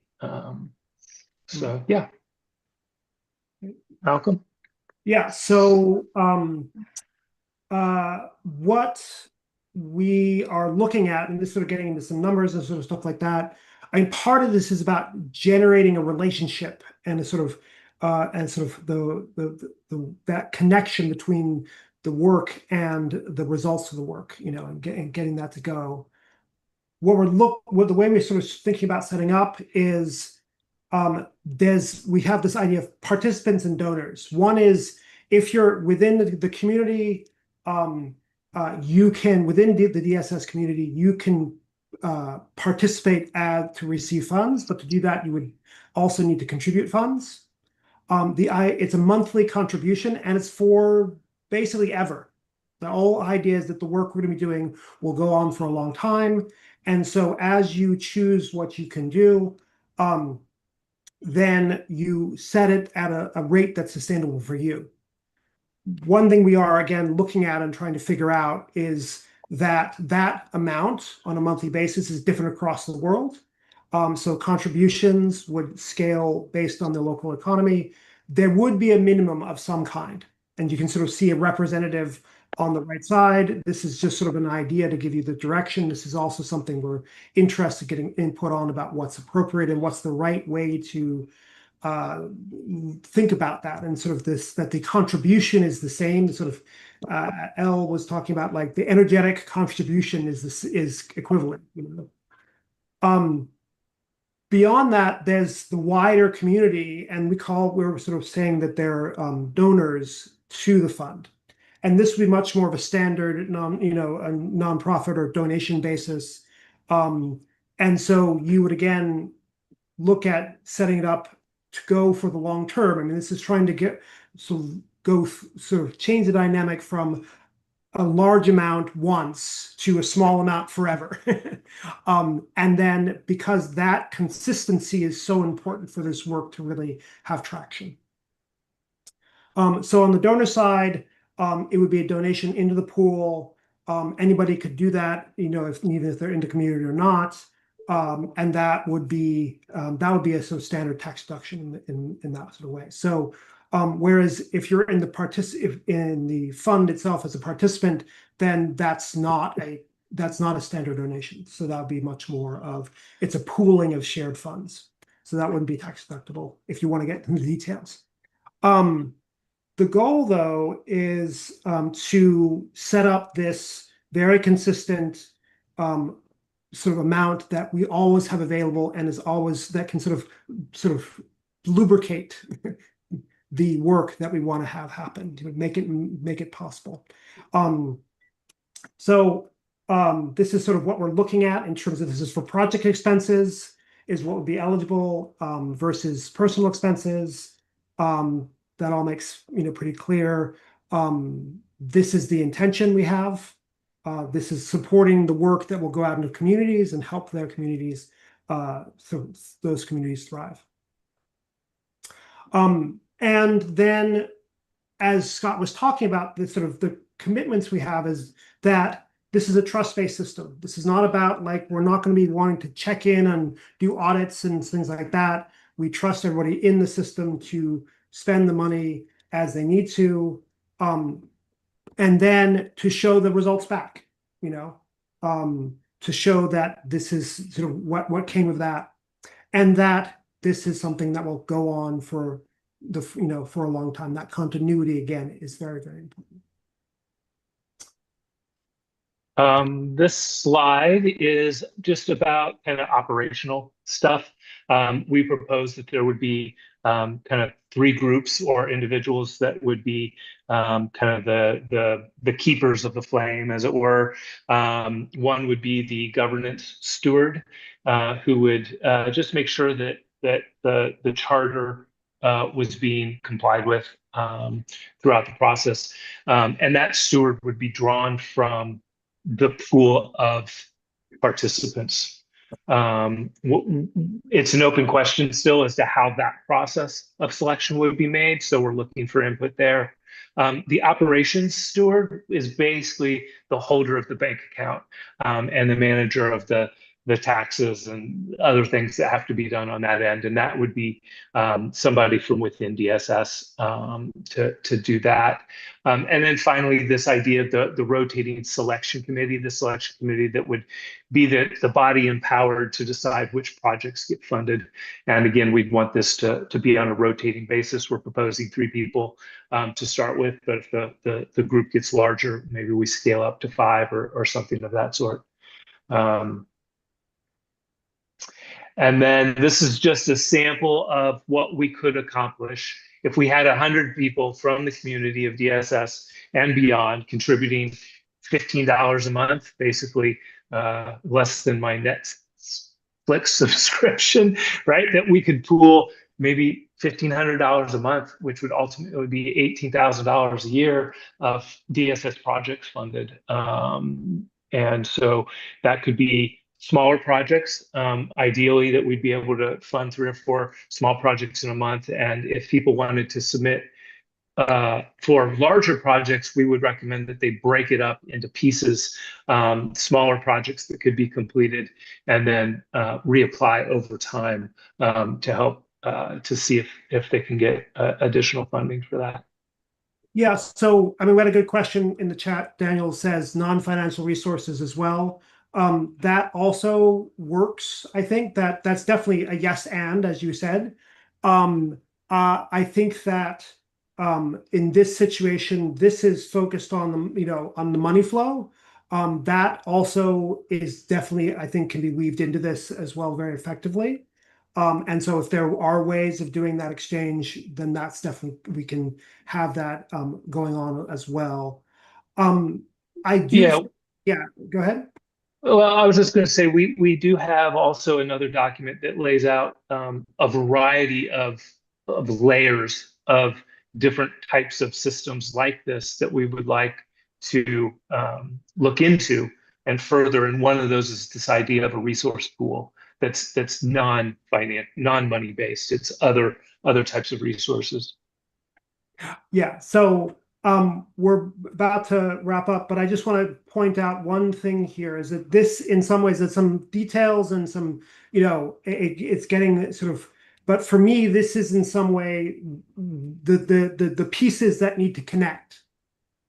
So, one of the big things about this is that, this numbers are really small but the actual total ends up adding up very, very quickly. And so I think that this is something that if we can start this off, it can have a big impact on the work that everybody wants to do very, very, and sort of immediately almost. So across the world. So I'm going to go on. Yeah. So a trim tab is a tiny rudder that turns the rudder that turns the ship. Yeah. Right? We all know that. Yeah. Well, and so I think that this is the key thing, is that this is why we're calling this the Trim Tab Fund. We know this is starting small, but I think that, this is sort of what I was saying, is that this small amount can actually have a multiplicative effect. And it will unlock, I think, a lot of options very, very quickly, even this amount as we're talking about. And I know that the systems we're talking will, evolve and, will be moving into a system that is not based around, the sort of, some monthly subscriptions and things like that. But this is what we're starting with. And so from the very beginning, we're looking about how to make this into a regenerative flow and using the pieces we have right now. And so this is our starting point. And we want to sort of see about, how this will sort of the response from the community, and to see sort of how to get that any input that you have. So here are the steps we have coming next. We have the charter that we're sort of in development. As we said, there's pieces of that. We want community input. So you have our emails in there. There they can go. We'll go in the chat as well. And then we're going to want to resolve those issues so that we can go to the sort of release and present the charter at Regenerative Rising in-person summit. And then actually get community sort of approval of it and start getting initial commitments so that when we can actually implement this, and start distributing money by the end of the summer is our goal, again, this is going to get into some, the implementation, and, we also want support there. But the key thing here is to take a look at the charter. If you email us, we'll share that out with anybody who's interested, to see what that relationship looks like and to understand that. And then to make it something that we can all be very participate in. So, Scott, do you have any other things you want to comment on? No, I think you summed it up really well, Malcolm. Thank you. Great. Yeah, so we have, let's see here. We are basically at time. So I think, thank you very much. And we will end things there.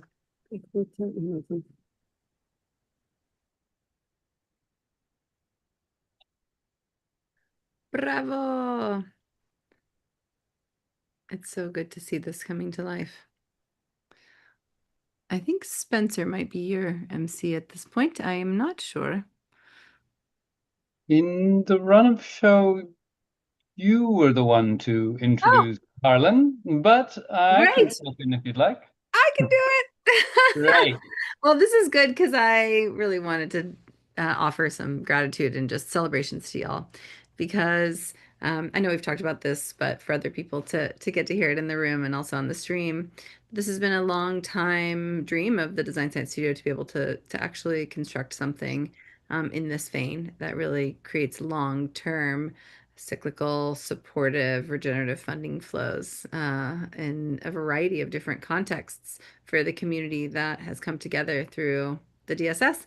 And it has been also a really beautiful experience of letting life lead and letting energy guide and just full trust of y'all's genius and passion and care and just letting you go for it and seeing how we can provide reflections or support and from here and to stand here now and see what you've created with so much integrity and really deeply you wove the input from the community that showed up to help form this and inform this. So it's really been created in this highly participatory way. And it's a special day. It's a special day for this to come forward. So thank you for all that you've done to get us this far. I have a lot of respect for both of you. So just really celebrating this moment. Wonderful. Yeah, it's been very Thanks, Roxy. to work with everybody on this, and I'm very excited to actually get this to happen and to start actually supporting all the projects that we want to get done. So yeah, do it. Let's just do it. Find that good future. We're doing it. Ready. Amazing. Well, now we get to have another brilliant luminary of the Design Science Studio up here with me. Hi, Harlan. Hey. Nice and to have thanks, you Scott, back. and thanks, Malcolm. You guys are doing incredible work. So grateful to have you be in the DSS and everything that you're doing. And hi, Roxy. Good to be here. Good to see you, Harlan. So just so everyone knows, I must share that Harlan has been a part of the Design Science Studio since the very beginning. And there have been a few years where we've even taken some down cycles. And Harlan, you are always just such a cheerleader. Like, all right, where are we at? What are we doing? We're going to continue. We're in it for the decade. And the work that you've been doing, seeing it now in new forms and new collaborations with different members of the community is just super inspiring. I mean, Govan's in India and y'all are jamming. That video earlier was incredible.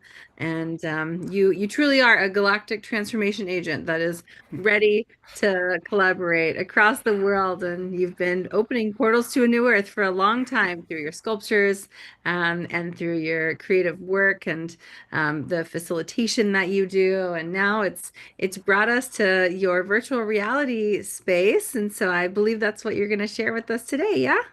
Yep, thanks so much. So yeah, I'll try to keep this on point and on time. I know we're a few minutes behind now. So first of all, right behind me is the actual photograph of the 1111 diamond portal that I built for Burning Man in 2004. And then we're going to jump ahead to another real portal, 2022. And then here we are on the virtual playa. So I've been building these interactive portal installations for over 20 years at Burning Man with the intention to create a space that participants can go to that would facilitate an evolution of consciousness. So I'm going to try to keep this talk on a balance between both the physical aspects and what they look like and what the shapes and colors are, but also the more underlying intention of them to be creating this transformative space, an interactive transformative space, and why having them in a virtual reality is actually comparable or a good use of virtual reality for this kind of design and interactive kind of experience. So before I start sharing my screen, I mean, those were some of the points I wanted to make. And let me just make a few more points before we dive into the tour. So in 2020, when Burning Man was canceled due to COVID, several different people stepped up, or organizations stepped up to create virtual reality Burning Mans. And here's a picture of one of them that it was different than the one I'm working with now. Just so you could see the difference in the looks. You could see the interdimensional space-time portal and this Heart Star portal that was never built compared to the look of this space. And so one of those spaces was called BRC VR, and it was built in a Microsoft platform called AltSpace, which Microsoft has canceled and has become defunct. So now the same people, Athena and Doug are the heads of it, have created and launched just last fall, pretty much was when it debuted, something called the Burner Sphere. So what I'm going to share right now in the chat, and if you can't access the chat, it's the website is called steamvr.com. And then also in the chat is the link to the Steam app store to actually download the Burner Sphere. So what Steam is a virtual reality application that you need to run either on your computer or more ideally using your immersive VR headset. And there's hundreds, if not thousands, of different games or experiences. There's actually not just games, but there is experiences designed for conscious evolution, like things to breathe, things to meditate with, colors and sounds. And I was just learning about that. And that's a little bit more where my portals come into play, because it's not really a game and it's not just like going to Burning Man, but they're interactive spaces, like I say, designed for the evolution of consciousness. So in the Steam VR world, there's numerous different games or these types of experiences. So that's the only way that you can access it. But what I'm about to do now is share my screen and go ahead and jump into where you land when you go. Oh, wait, first make sure I share sound, optimize. Okay, that should work. Okay, so now you can see my screen. We've just landed in the center camp area of the Burner Sphere. And when you land there, like I'll back up, you land in this little area here, and here I'll do a quick turnaround. There's a billboard in front of you to explain what you're seeing. We're not going to read that if you ever come in here. And look, it looks just like you're at Burning Man. And there's a fire pit. If you go over to it, you could hear it crackling. Let's see, do I hear it? Oh, I turned my sound down. Give me just one moment. I need to turn my sound back up here. Master volume. Okay, let's see if that works. What did I do? Did it work? Sorry. Yeah, I did. Okay, well, anyway.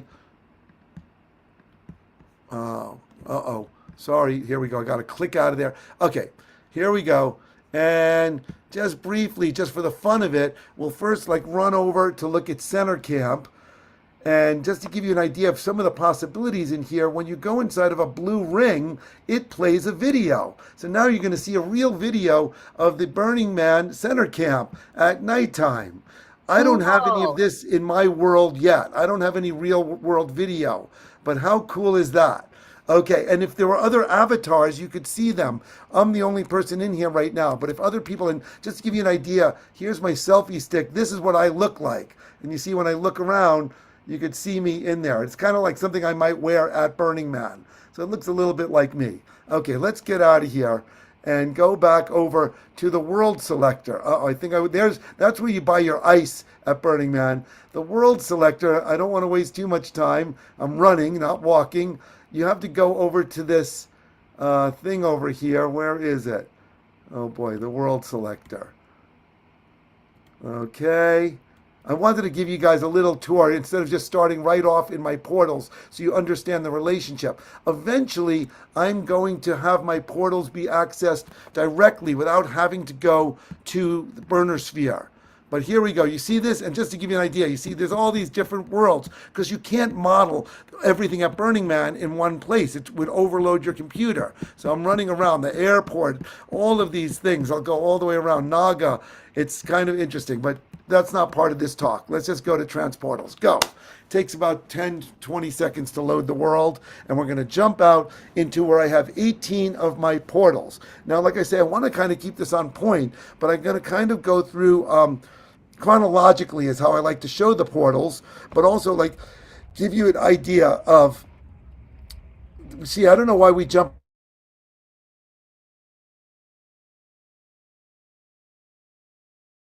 Oh, did we lose him? Is that just me? No, we're all having a brief pause in the desert. Good old 1111 diamond portal. So this was designed on the, hopefully I'm not dropping out. I saw I had an internet instability, but am I You're still back. there? You're Everything back. good? Everything's good. Okay, 1111 diamond portal. I designed the shape in 1984 while studying the golden ratio. So it's all shaped based on the golden ratio. And then the color kind of came to me before I realized that the green is the color of the heart chakra.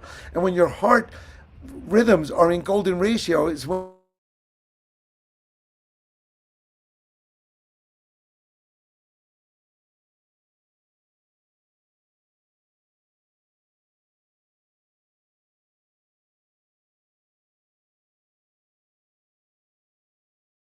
and people could sit up in here, and actually what I'm going to do is I'm going to just jump down and turn around, because you can see that's where the ladder, I hid the ladder on the back side of it. And so that started off all of the portals. It was a space for people to either lean against it or climb inside. And with the golden ratio and the color and the sound, like I said, I called it a key to shifting the earth into the next dimension.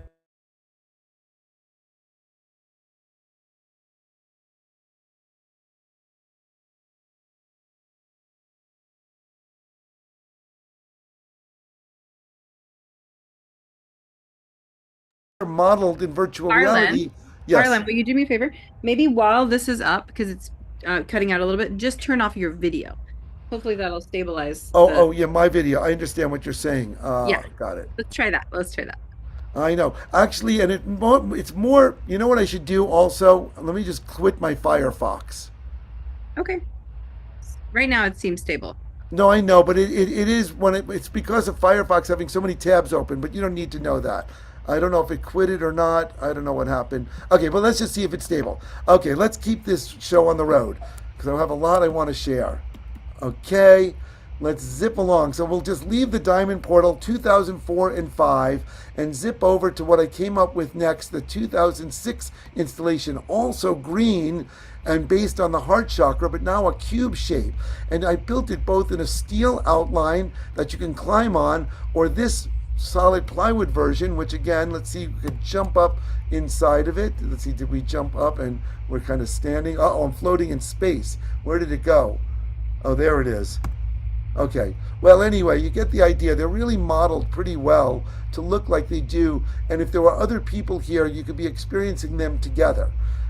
So you get the idea that we're out here in the deep playa, and we're seeing these interactive geometric shapes. You can see this piece based on both a cube, but then dissected to have this cube octahedron, which is the 60-degree grid that Buckminster Fuller talks extensively about. He calls this shape a vector equilibrium, and we won't go into the whole geometry of that, but I do give talks explaining these geometries. So this was called, and the first one was located at 1111. Here they're just located like in a grid, but at Burning Man, I located them on the Burning Man clock. First at 1111, this one went to 1212, and now we're going to go out to 2007, the 111 Sapphire Portal, which was a 60-foot diameter, 10-foot high sky blue wall that then had this other series of geometries in the middle. That was a mirror structure that you could sit inside of, and again there was the quasar wave transducer making like thrumming, humming, vibrating sounds, and you could sit on top of this dodecahedron. This icosahedron dodecahedron relates to the evolution of the Earth's energy grid. So this is where I came to learn that the portals act as a multi-dimensional vibrational energy body alignment tool. And so just by experiencing these shapes, it would be a way to facilitate aligning your vibrational energy body to the evolution of the Earth's. This was all sky blue carpet, sky blue wall, so you felt like you were floating in the sky and being able to interact with these geometries. Let's see, here we are. And so now we will continue off to 2009. That was there 2007 and 8. So 2009. Now this one, the sky blue relates to the throat chakra. So here we went to the indigo of the third eye chakra, but the inside is the green of the heart chakra. And this is a stellated dodecahedron, which is another shape that's a relationship between icosahedron and dodecahedron, similar to that mirror structure, which is called an icosahedron dodecahedron. The stellated dodecahedron, if you connect the points, makes an icosahedron. But again, this is a way to connect your vibrational energy body, these geometries, to the evolution of the Earth's Let's see if we could jump inside of it. Not quite. I almost got there. If you have the headsets, like I think I jumped on top. All right, well, you get the idea.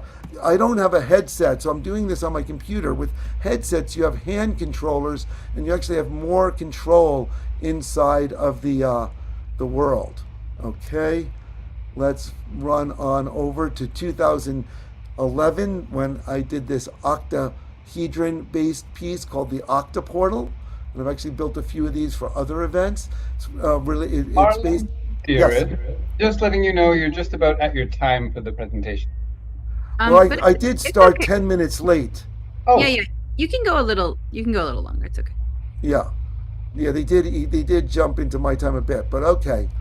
So that's okay. I'm gonna just run around and have fun showing you these things. We've got this one that was never built, so it's really cool to be able to experience something that was never built, an evolution of the diamond portal that's 5-sided, called the Heart Star portal. And so this is what it would be like to be inside of this shape. I don't have the ability to sit down to get the view like that, but what has been built and what I will be bringing and at Burning Man I put on top of my van is the Heart Star outline. So you'll be able to see this at Burning Man, and you'll notice that all of those hoops make heart shapes, and we'll jump up on top. So there's the Heart Star portal. Okay, I'm just going to briefly run over to this portal of the 5 elements that was proposed but never built. You can go inside of each of these rooms. There's supposed to be altars to each element. We haven't done it: earth, air, water, fire, and ether or crystal. And then there's skylights on top, so you can see that each of the skylights is based on the 5 platonic solids in each of the colors of the elements. Okay, sorry that I go so fast, but I kind of love just running around giving you 10 seconds of each one. This one was built for 2012, and hopefully I'll be done in just a couple of minutes to wrap this up. But this one is based on a rhombic triacontahedron, another relationship of icosahedron and dodecahedron. And let's see, well, we didn't quite jump inside, but that's okay. We'll just keep jumping around. So then that was 2012 and 2013. 2014, this was like the opposite of the sky blue sapphire portal, but I collaborated with this group from Texas that was going to built all these lotus hammock portals, and the sky blue, the earth, and this dodecahedron, and I built the wall to collaborate with them. It's called the 1144 Pachamama portal.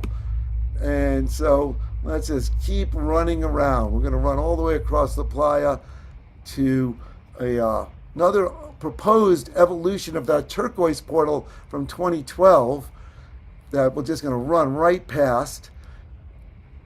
But it's kind of cool that these could be modeled and people could come and join you, and you could sit in them and kind of have this interactive experience of these colors, these geometries, and these sounds, either just by yourself to kind of experience the shape, or if anyone anywhere in the world could actually join you. Let's see, here we are inside of it. Like I say, I need to have the ability to sit down by getting a headset. So that was that stellated version of the turquoise portal, which is actually a compound of 5 octahedrons. Not proposed, but not built. Let's see, where are we running to next? Now, that same wall that I collaborated with in 2014 came back 2015 in a collaboration that's not here, but there's a wonderful video called the 1155 Reformation Portal. And then, as you can see, this is the outline of the diamond portal that was built in 2005, but it was brought back to be put in front of this collaboration here, where we had in each of the open bays a symbol and ribbons for each chakra. So this is the heart chakra, throat chakra, third eye chakra, crown chakra, and over there you'll see the other chakras, the solar plexus, sacral, and root chakra. And then there was a wind and solar generator, and again that mirror structure from the original sapphire portal. So this is called the Alcyon portal. I have this set up in my backyard here in Joshua Tree.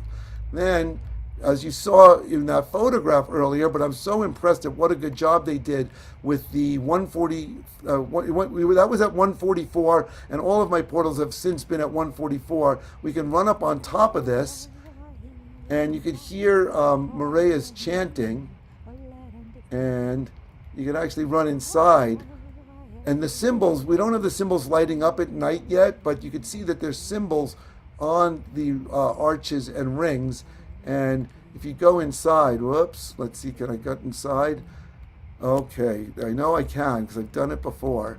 I love that Julian from Design Science Studio also helped you build this so look one. at inside of this is an inside out Egyptian pyramid. This is the actual graphic that's inside of it. It had lit up, backlit at night, and the James Webb deep space galaxies lined the walls, and then there were all these cushions. So this is quite an accurate depiction of what it looks like inside of the pyramid. And then the cushion, bunch of cushions, and the walls kind of faded to this floating pyramid above you. How cool is that? So if you come to Joshua Tree, this is at the retreat center. Whoops, I got to get out of here. Here we go.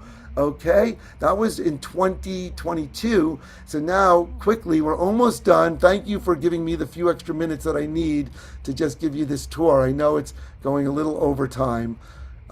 This will be at the retreat and this is like the mini simple version of that Sapphire portal, the Sky portal. And this one, it doesn't have the quasar wave, it has Tibetan bowls playing in it. Oops, almost got it. Here we go. So just like floating in the sky with Tibetan bowls. And this is quite an accurate feeling of what it looks like. So if you're coming, you're going to get to see this in person. But if you can't, just get your VR Steam app and hang out in it virtually. Which brings us to, almost done, really quickly, where am I? I'm disoriented out on the playa like you get to be these days. This came out so good. This was last year's that was 2024, 2025. Oh my God. So what they did for this one is they took a photograph of one of the petals. This is the 144 lotus flower portal. Everything else is just computer generated, but once you go inside here, you're inside of the lotus flower portal. And actually there's supposed to be this Om Mani Padme chant, but they used the Tibetan bowls for now. And this was a cushion that was supposed to be this lotus flower seed pod. So I know people look at it like, why does it have those bumps? Well, that's kind of like what a lotus flower seed pod looks like. Okay. Thank you. Here we go. And then, just real briefly, I proposed this for this year's Burning Man, which is a combination of the Sky Portal and the Alcyon Portal, a lower golden ratio division. The lower section is the earth colored. Whoops, I banged into the wall because I didn't get to the entrance. And so the first big Sapphire Portal was 48-sided. The Alcyon Portal was 36-sided. The Sky Portal was 12, so this would be 24-sided. Sky blue, upper half, earth-sided. So you get the idea. Okay. I'm going to stop my share and we're going to wrap this up. I hope that you guys enjoyed this crazy, over-the-top, frantic tour of what I'm creating. And I know I didn't get into too much detail, but all of these spaces are intended to be experienced to facilitate this shifting of consciousness. So not so much just like an art installation that's just like, oh, this is cool, and a sculpture. I don't know how to put that into better or more, words to describe that, but that is the intent of them all. And this is my foray into virtual reality world. The sky is linked to the daytime, the day of what it's like at Gerlach. So this is a photograph at sunset, but if you go at night, it'll be dark. You go in the middle of the day, it'll be full daylight. So anyway, thank you so much for this opportunity to share this all. And sorry that it took so much more time than planned. Oh, no worries, Harlan. We actually we're this is a perfect time for you to share, and it's totally fine that you took a little extra time. I'm curious if anyone wants to give Harlan any quick reflections. There's a lot of love popping in on the chat. Feel free to unmute also as an option. Thank you, Harlan. I look forward to seeing what's at the retreat. Thank you. Yeah. This Thank has you, been, Harlan. and eventually, I love your geometries. Thank you. Yeah, and eventually I want to work more with people who do VR to start to create VR versions of that for future city designs that can be interactive and experiencing those things, so that we can kind of experiment with how we want to eventually build them, but we can like work it out, virtually quickly and easily, and then eventually, create future cities. So we'll see how that goes. But for now, this is available as a virtual experience. Okay, good to see you, John. There's no Good to see wasted everyone here. material Thank in you a so virtual much. city, Harlan. You're wonderful. Truly. Thank you all. Thank you. Yeah, that's so beautiful to get to see your body of work all together like this. That's super cool. Sorry that I kind of tend to overdo it, but no, I mean, honestly, like you've been at this for so long, Harlan. I met you first as an artist when I was organizing the art for festivals, and actually the first time I met you was when I thought my sister vanished into eternity, but really she was just at your portal to the New Earth Festival and didn't want to leave. But then those were kind of over. Those were concurrent. Those are sort of happening. I think we had worked with like LIB before, right around those, but yeah.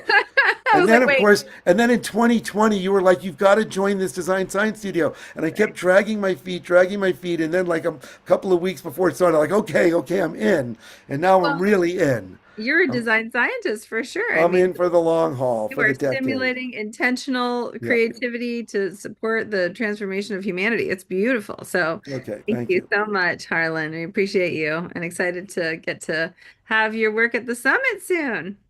Okay, thank you. Look forward to that. And thanks for all the great work you guys are doing hosting this online virtual event right now. Thank you. I really appreciate you making your work accessible for people who can't get to it in person. And it's so lovely to see like the full body of all of the things that you've done and tended over, just such a venerable career. It's I know it's a lot. Thank you though. It's kind of cool having them all out there all at once, even the ones I never built. So cool. Yeah. Thank you. Thank you. All right. Amazing. Fabulous. Quite. Wonderful. Splendid. Splendid, darling. Well, so as we come to the close of our second day of the Regenera Rising Online Summit, we wanted to take a moment and share the full story and scope of the world of Regenera with all of you. Because Regenera has been around for a very long time and has been interacting with our world now for half a decade, a little bit more. But it's coming into more full form than ever in just a couple of weeks. Thanks in large part to the dedication and the care of so many of the people that you've met and heard from today. And so we were here to tell you the story, in case you haven't heard it before. The city appeared and, I skipped a slide. A protopia, as opposed to a utopia, which is unattainable and ecstatic, is a concept for an idealized vision of a space, a city or a society that improves on small increments. It might just be a 1% improvement, but over years and decades, it compounds to a tangible and everlasting progress.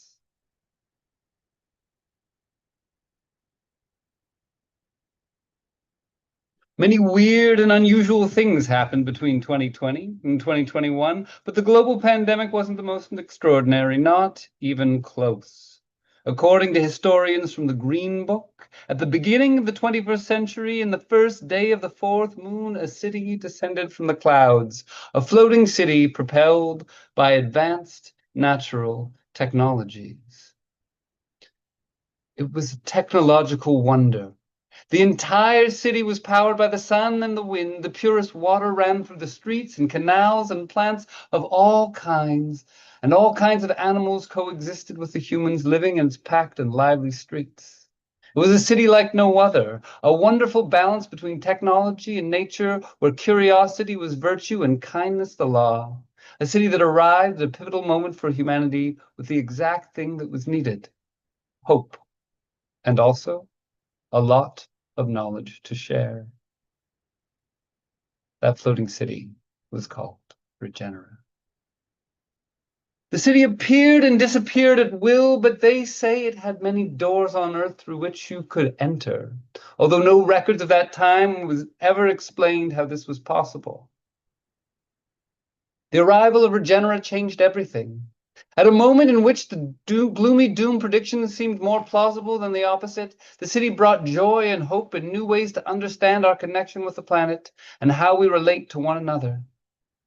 It taught us how to rethink our food systems, how to approach problems differently, looking at nature first. It brought new ideas and governance systems, new ways to celebrate and align with the seasons, new approaches on how to reuse things that still had life in them instead of dumping them to landfills. It brought natural ways to dye and weave, new forms of debate, new ways to plant, to build, to write, to tell. Regenera was the ultimate representation of a new way of thinking and doing, some called solar punk, some called the regenerative movement, some called the last miracle, but that shared one thing in common, the will to make the world work for 100% of the life in it. The floating city was only around for a decade, and then disappeared as mysteriously as it had appeared, but its impact had ripples throughout the century and shaped much of what we are today in 2103. The reason we know about Regenera is because of the Green Book. The Green Book is now in a museum in Liberaith, the capital at the southern East bioregion, which is also where the Planetary Council resides and the core of our political system. Many of our ways of being, organizational and social structures, planetary councils, and definitely many of our rituals and celebrations we owe to the events that occurred during the Great Decade, since the arrival of Regenera and until its departure. A few of the elders who lived through those historical and pivotal moments are still alive today and pass the knowledge from one generation to the other through the book. The book was sometimes called Cooperating Manual for Spaceship Earth.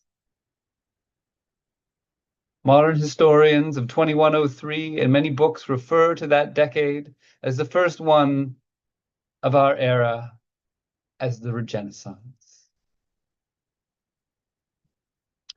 And so this is where I'm going to invite you in, Dandelion, to explore with us what it means to be creating a protopia together, what it means to be building in reality this story universe.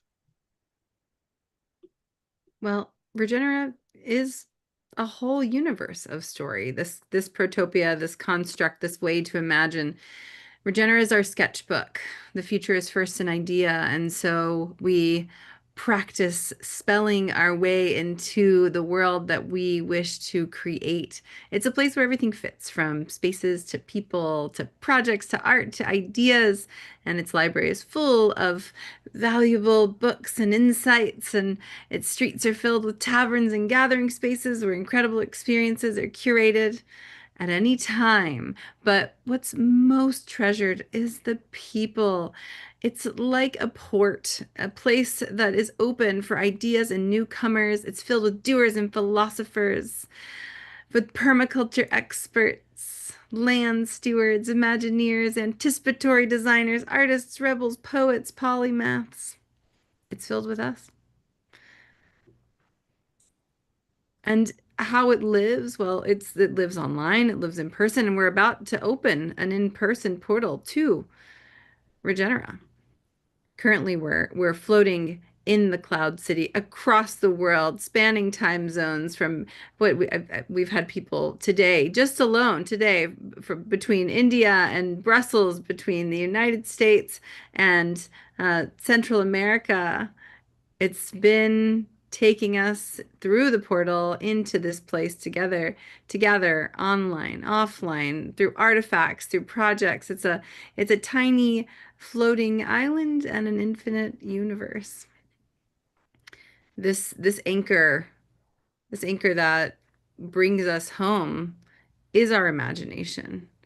If we can't imagine it, we can't move towards it, because the future is always first an idea.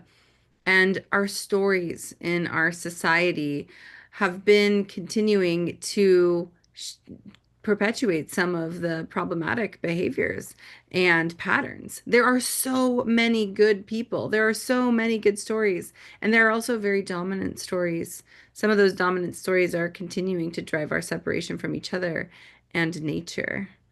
And it's time to reimagine our society. And so we are. Every big shift starts with a shift in an idea. You can advance the slide. It's the recognition that until we realize what is possible, until we have the story to picture it ourselves, until we envision the future and then live backwards from that place, it's not possible. And our art very really is the intervention that allows us to seek and feel more possibility. I will remember for a long time Gigi's words at the start of this day that really allowed me to feel a different aspect to my relationship with my ancestry and those who come after me. And each one of you who are engaged in this work, is holding a very, very important part of that. And so we're calling everyone together now, because really we are facing a crisis of imagination in the world. You turn on the news and you listen to the loud story that is being blasted out of every tiny rectangle you can find. It's a monoculture. It's a monoculture of this pretend set of choices between blue and red, between Coke and Pepsi, between leaning one way and leaning the other way, catching us in this divide, when in reality the open possibilities for all of us are so much vaster and so much wider as the true ecology of our life leads us to know. And imagination is a muscle that you have to work out or it will atrophy. And so here in Regenera and here in the Design Science Studio, we practice imagining beyond what we might think is possible for ourselves, for our lifetime, for each other, and for the world,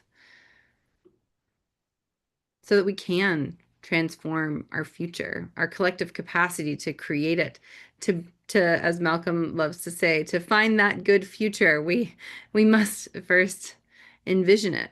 And as we transition from old systems to new systems, bridges are built from these into these uncertain futures. And we're moving from mechanistic systems to holistic systems, and creative language and design itself is sense making and truth bridging and coherence building. It's a language model that goes beyond words, creating shared experience, resulting in clarified and distilled messages to help us move more quickly and purposefully towards collaboration and coevolution. The power of art and design is a cross-cultural technology and language for systemic change. And through interdisciplinary art, we can transform the path forward, regenerate culture, the planet, and humankind's relationship with the living world. So we've created this incubator, this community of practice for art and design to help us move towards more regenerative futures together. And through this, create a world that works for all of life, tending to the story seeds, tending to the culture, to shift the behavior and reimagine life on our planet in support of our creative capacity. The Design Science Studio is made of artists, designers, cultural producers from all over the world. And this gathering, this summit, is our 4th annual summit. And it's beautiful to really feel the vitality and viability of this community. There's so much wisdom in this space. And you are reminded that our diversity breeds resilience. And we're practicing that every day. You, if you're on this call, you're a part of this network that connects designers and thinkers from over 50 countries in the world. There have been some 400 projects, 460 projects that have 60 revolutionaries. Sorry? I said over 460 revolutionaries. And 350 regenerative projects that you have created in the time that you've been here. And in this upcoming moment, it's a space for us to both look at and reflect on where that journey has taken us, but really to look at what happens in the next 4 years of this design science decade, to look at where we want to go with our dear network of creators and our limited but mighty pool of resources that we each carry within ourselves. And so we're headed to Hopland, California, to Gateway Mendocino, to this very beautiful pond with this magical dragon trumpet living there. And we hope that you'll get to be a part of it. And whether you're there in person or whether you're there joining us online, you'll get to be a part of it. Because yeah, this summit, this 4th annual summit, online, in person, it is what it says here. It's a living experiment in regenerative culture. It's this temporary prototype where we get to enact the values and the relationships and the systems we wish to see flourish in the world. And we're so excited to get to bring it to land, literally on the land, to practice, to weave alongside this very historic moment as we're looking back and we're looking ahead. And through this praxis, really weaving and empowering and seeing how the different edges of what we've been created can take root to support our civic imagination and to give us the opportunity to explore the futures that we're creating together and live the interdependence that fuels life. We've been mapping. We have been mapping. We've been mapping the city, the neighborhoods of Regenera to this land that we'll be gathering in from July 3rd to the 5th. The different neighborhoods of Regenera. We have the 4 different neighborhoods that we were talking about earlier: the Village, Natura, Agora and Bucky's Lab, the Arts District, bringing forward our immersive theater and music and performances and workshops and places to literally practice and embody the futures that we all carry, and move from the independent being to the interdependent community and civic to the scale of the planet, to be truly in service to creating a world that works for all of life and practicing interdependence. And I'm so excited because every time we weave Regenera to rise, it is brought together by designers and artists and volunteers and creatives and facilitators and builders, and we need resources to continue to bring it to life. And I'm so excited because just in a few minutes here, we have some friends joining us from an in-person event that's happening locally. And they had originally invited us from this installation that this photo is from to see if we could bring Regenera. And Regenera had already docked, so now they're going to join us here. But as we ground into what it takes to build, what it takes to create, what it takes to gather in this way, it requires a lot to stay in integrity with our values, to provide organic meals at a cost that is accessible to people, to have sustainably sourced materials that reflect the values that we hold, to have really solid zero waste systems, to ensure that artists and volunteer support and accessibility efforts through the site can actually align with our goals and ensure that we have this safe and thriving village across all different layers. And so if you or anyone else that you know might be able to support bringing this summit to life from July 3rd to the 5th, we welcome you, because a world that works for all of life is something that we create together.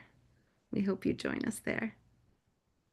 And we really wish that we could have one of these in each and every one of the continents where you're all residing. But we'll plant this seed first here on the shores of California, and then get to fly the city in the future to Colombia and the Netherlands and the other beautiful places upon our planet. And I just want to take a little moment to celebrate our lovely dandelion captain of this ship, the ship that has many hands and many crew and many lovely laborers. And I've seen up close just how deeply and full-heartedly you've been pouring yourself into this endeavor, because you really just believe so deeply in what it means to gather together. Yeah, we're all really grateful, as the cascade of floating, exploding hearts on the screen suggests. Ah, yay! Well, it is with so much love and joy and belief in what we're creating that every moment is woven. And I love that we have some friends who are gathering people today in Oakland Right at the for perfect time. yeah, for something that's called the Solar Punk Solstice. And so this is a really sweet event that's happening, bringing together a bunch of folks from the Burning Man community and beyond, to celebrate this way of being and living and playing. And yeah, so they've tuned in to give us a little bit of a tour of how Solar Punk Solstice is going. There are people dancing. This is so fun. Look at all these folks that have gathered. I know some folks from Design Science Studio are in person out there right now. And the site where this is at is also a super sweet place where a lot of artists and creative folks gather. So this event is I think it's in its second year. The one that we are getting the live stream from right now. And this is the second solstice that they have gathered to do this solar punk event, and it's just so sweet to get a little tour. It's cool. So in Regenera we have these little blimps, the little floating blimps that take us around from the city to the earth whenever we dock, and Air Pusher, which is literally an airship. Is the group that actually puts all this event together that we're seeing. And Vishva, I saw that you have your question. Let's let them give their tour, because they're just joining us to give us this little tour of how Solar Punk Solstice is going, and then we can go back to talking about Design Science Studio and the Interdependence Summit, as we're getting a sweet tour. Look at all these people gathering and talking. I know there's an unconference happening live as well. People making art. Oh my gosh, this is so precious. How lovely. Oh, so sweet. Jackie, thank you for this tour. These unconferences are, in my experience, very opening, but also very unsafe for me. Oh, interesting. Because I give in completely to things. Oh, sorry, Vishwa. Give me 1 second. Let's see. Jackie, did you unmute? Oh, we lost her. Well, we tried. Can I ask you my question? Yeah, for sure. Let's see if she'll come back, but we can chat for a minute. You were saying that you've had some hard experiences at unconferences before? No. My stupidity has hard experiences. Oh, because just talk about my friend I'm open, but my acts are also stupid. So sometimes when other people open up to me in these safe spaces, these sanctuaries that come together, and my stupidity acts out on them somehow, or some stupidity, because I'm this shared responsibility of communally taking care of each other long term, but being that open that you are to community really happens in a short duration of time, then sometimes you create knots. So I'm just asking you, because you people have more experience about doing this. How do you deal, because you might have come up with these dynamics when you're trying to go that deep and be that open, and you may have created some distortions in the field. How do you deal with it later on? You know, there's something that I've learned a lot in the Design Science Studio community, knowing that it's really international. So I speak English pretty perfectly because I was raised in the United States, but my father's from Iran, my mother's from Colombia, and we have such a huge melting pot of different cultures here. And there's a lot of care. There's a lot of time, actually. We spend like 4 hours minimum a week together, generally every week for 7 months. And so that is a highly curated cultural practice experience, right? And we're constantly in that together and learning a lot, and it's not perfect, but it's a pretty consistent rhythm where people are getting to know each other. The experience that you were just sharing, that you said that you've had some, like, I would not use your word of stupidity. I'm sure it's just like a different way of relating, that has caused some friction in some of those environments. In unconferences specifically, which we've definitely been considering and wanting to have some space for in the upcoming Interdependent Summit. But one thing that I've noticed, both in myself, both in the Design Science Studio, and also from some of my close friends who are very first generation from other countries and also coming into new environments, is that there is actually a lot to be said for different cultural perspectives coming together and then being super open and all of a sudden not necessarily hearing or feeling or seeing each other in a way that lands, and then some harm can be created, or some tension. And one of the things that we've studied together is both like restorative justice, transformative justice. We do like nonviolent communication, just like different practices to try to hear each other and learn from each other, and not leave or not try to escape the discomfort. I feel like discomfort is actually being able to be uncomfortable together is a really beautiful thing, and it's not necessarily the thing that most folks are designing for when they're trying to bring people together. But if it comes up, it's part of the village. It's part of a normal experience, you know? And so I think having part of the experience be open to that and to stay curious. I think one of our primary principles is curiosity, is trying to stay curious about what is the nuance and what is the friction that's coming up and where is it coming from, and do we have the capacity to stay with it, to see what we can learn from it. Less of an answer, more of an inquiry, you know, but I do think that it helps a lot to keep us from, you know, making any strong decisions that it is this way or that way.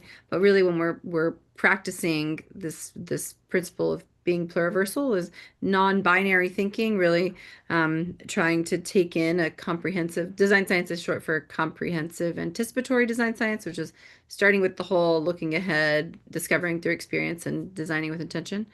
And that allows, I think, for a lot of surface area to learn in new ways together, and find a path through different lines of sight from different folks. And none of this is perfect. You know, it's all a process. I think everybody is constantly trying to do their best.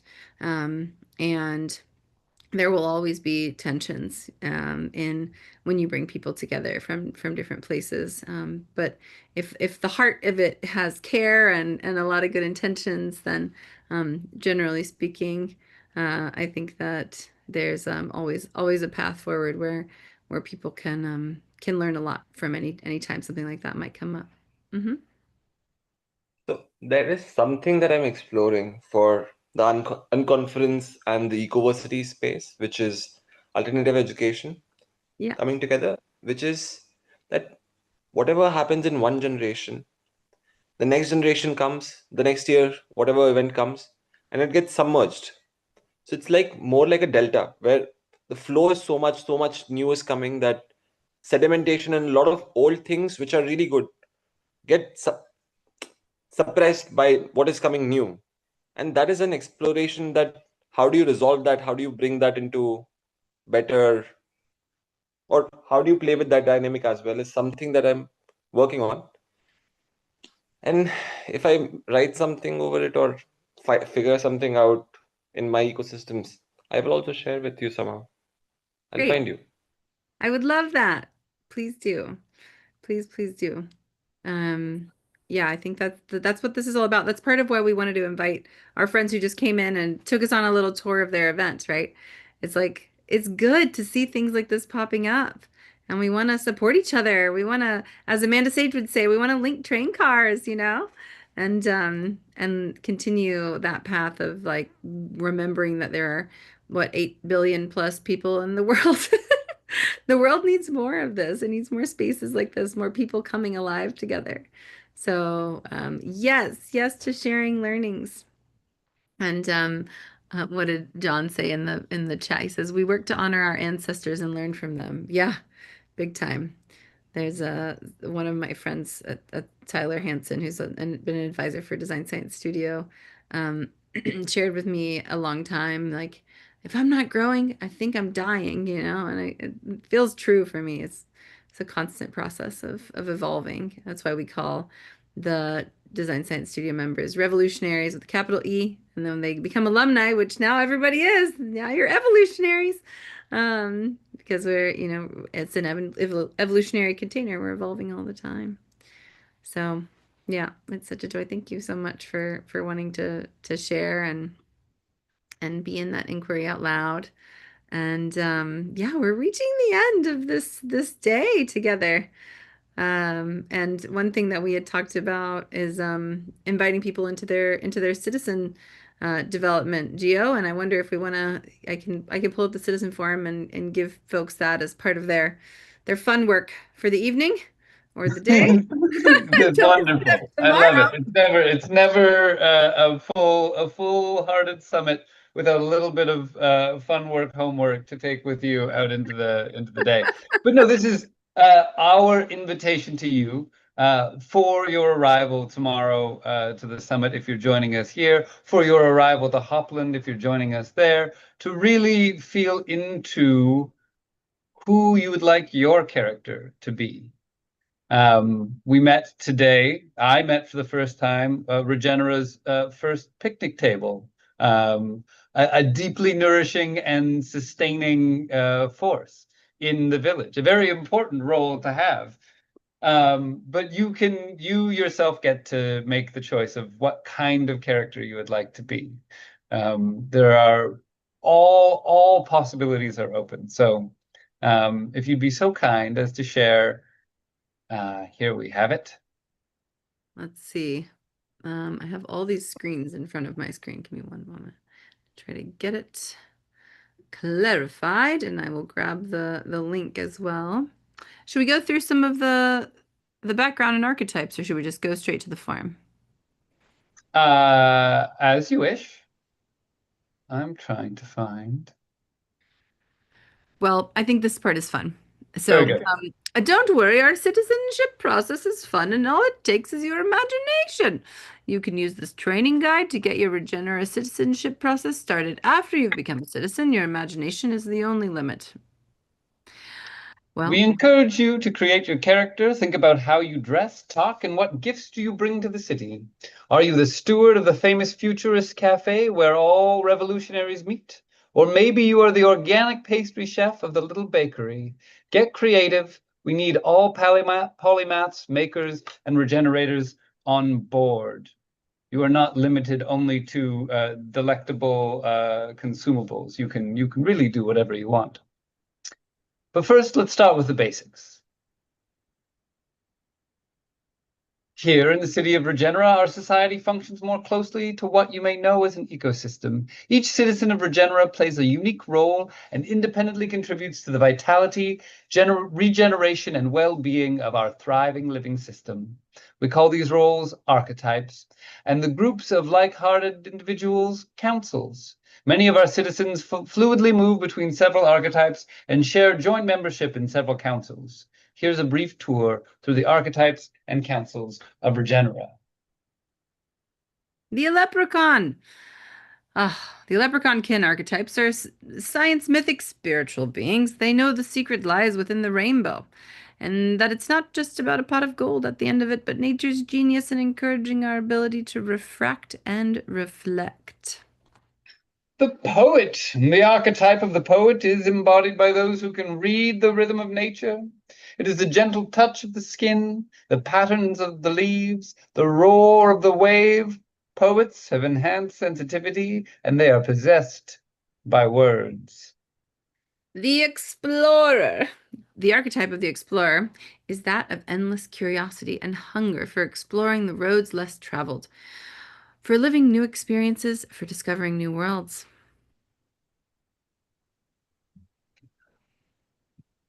The doer. The doer is the engineer, the builder, the one who finds the biggest joy in making things happen. Against all odds, it's a very pragmatic archetype. The guardian. Those who protect the sacred, the silent, the quiet, the soft, the gentle, the vulnerable, the tender.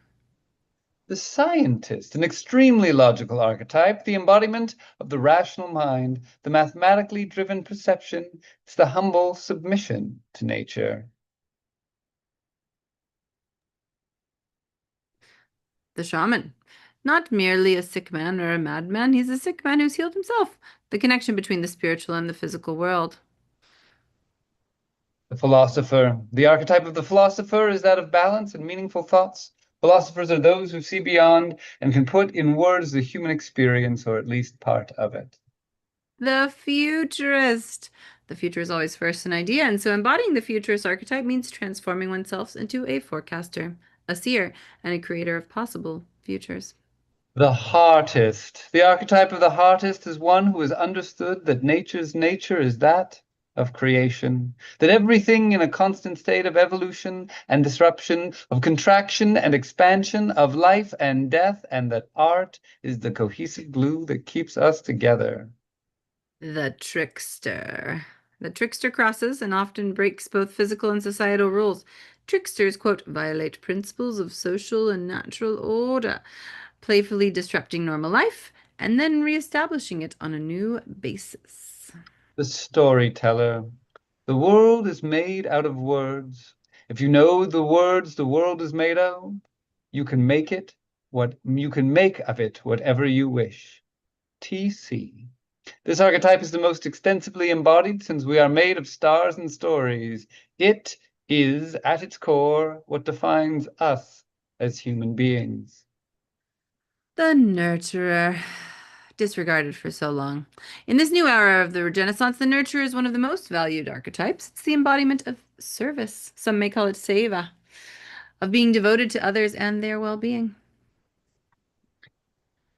The artisan. Similar to the doer, the artisan is less motivated by selfish motives, since what they create is done exclusively for others and their enjoyment. Scrupulous in their ways, they share a lot of characteristics with the artists. The empath. In a world where feelings are not something to hide or run from, the role of the empath becomes very important. Hypersensitive beings capable of feeling every emotion of the other. This archetype helps others figure out their fears, their tribulations, the range of emotions they're feeling at a precise moment. The weaver. Those who steer and promote communitas, one of the most fundamental values in Regenera. The cross-pollinators, the weavers, the connectors, the guardians of everything that is sacred about community. The teacher. Here in Regenera, we are born to learn, but also to share that knowledge. Everyone is a teacher and a student. The healer. Those in this is the role of the doctor, but also of the psychologist, of the masseuse, of the singer. The healer is the one who heals regardless of its tools. Oh, and the outcast. Last but not least. Last, definitely not least. This one's name has been evolving lately. The belonger. All those individuals who don't want to adapt, who refuse new codes, who didn't abide by new ideas. They were named outcasts, but they lived outside of society, out of community, usually attached to the rules of the old world, but their choice was respected. And whenever they wanted to become part of society, they were accepted with honors and celebration, with a powerful initiation ceremony. So, the councils form across many of these alliances, interdependences, shared interests, curiosities, and they weave the citizens of Regenera together in a vast web of interbeing. And so here a few of the councils to gather a sense of place. There's the Council of Story. This council is a space for storytellers, futures, artists, shamans, and poets, the guardians of imagination, possibility, and wonder. The Beamers, the backcasting Evolutionary Alliance mediums of the Council of Confluence, where the past, present, and future merge into the eternal now. Beaming Regenera nurtures the story seeds of a multitude of heartfelt perspectives conjured by the revolutionaries of the Design Science Studio, channeling the Regenaissance and our shared sense of being sphere. Natura Mystics, a space for healers, shamans, nurturers, poets, and empaths to explore our shared connection to nature, honoring the wellness we receive from our direct connection to natural ecosystems. The Agoraphiles. This is a space for the revolutionary new sphere, a place for deep conversations about art, philosophy, anticipatory design, science, synergetics, and other things. This is a space that remembers and honors the work that schools like the Bauhaus did and the tremendous impact they had in society at all levels. Bucky's Lab, the incubator and makerspace of Regenera. Here you'll find all kinds of incredible projects aligned with Buckminster Fuller's ideas and principles, as well as the most varied group of systems thinkers, synergists around the world, and smart nerds. Please don't look, touch, or ask questions. This lab is for imagining the future. Just kidding. The Regenaissance Cabaret. If you came to the Regenera Rising in a gray area, you got a taste of what it's like when a bunch of revolutionaries get together to create a cabaret. This is a place for magic and entertainment. All kinds of performers have gone through its doors and performed in one of its 1,000 rooms. The cabaret is like a labyrinth, full of secret corners and passageways. One never enters and comes out from the same door. It's a journey to discover the immersive art of the Regenaissance. Life is a cabaret. The Vision Train, choo-choo, all aboard.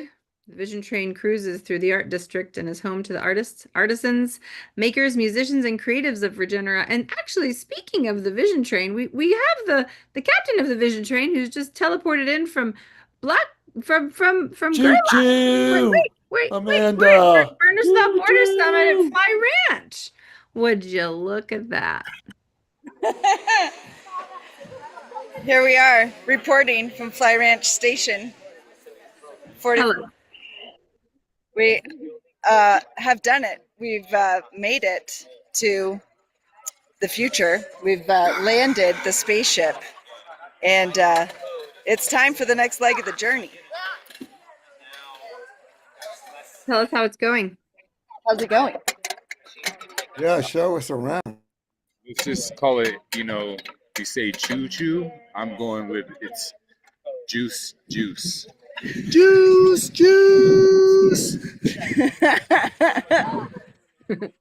told me I could wash dishes, and so I'm in. I'm on the train.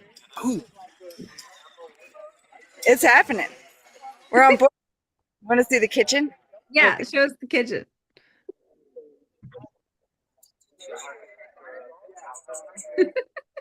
Oh. This is so fun. We got teleported into 2 space stations. Look at all these people hanging out doing regenerative shenanigans together. Eating fruit, taking care of each other. And we're going to burn a man tonight. Ooh, it's so green.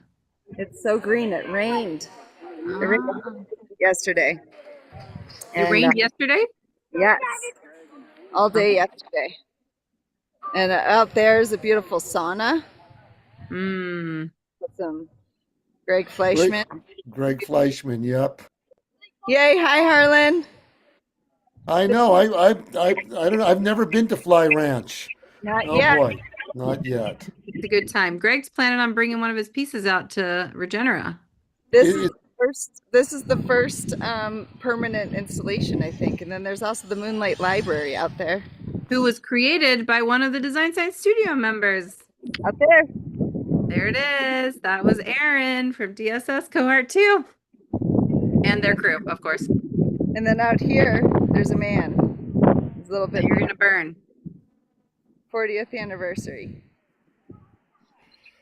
And didn't the man originally burn on the beach on the solstice? Was it solstice though? It was before they moved to the Labor Day weekend?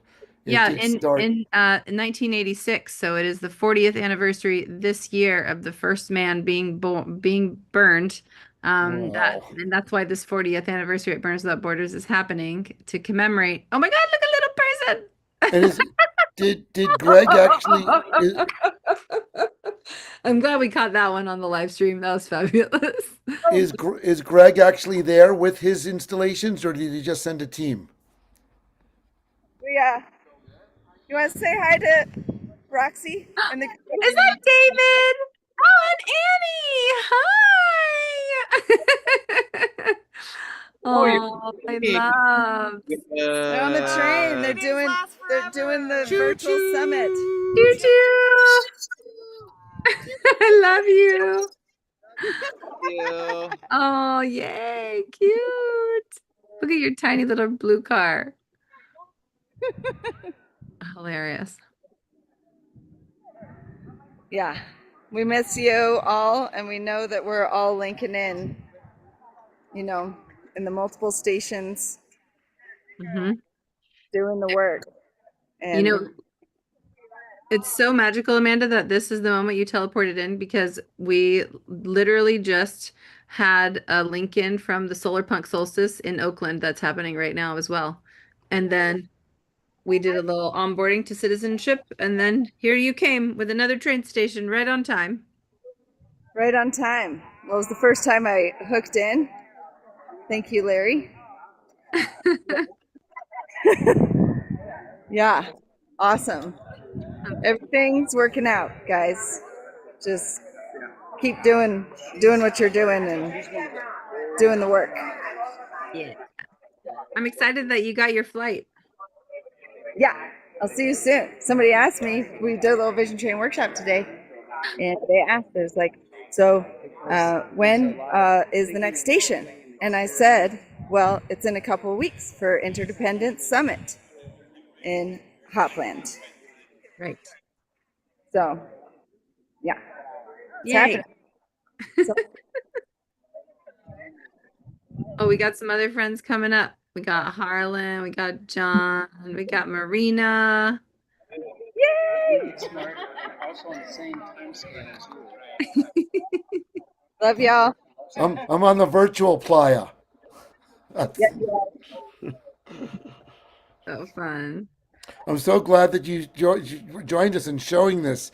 Thank you so much, Amanda. Love you, and this is so great to get a little virtual taste of Fly Ranch. Thank you, thank you.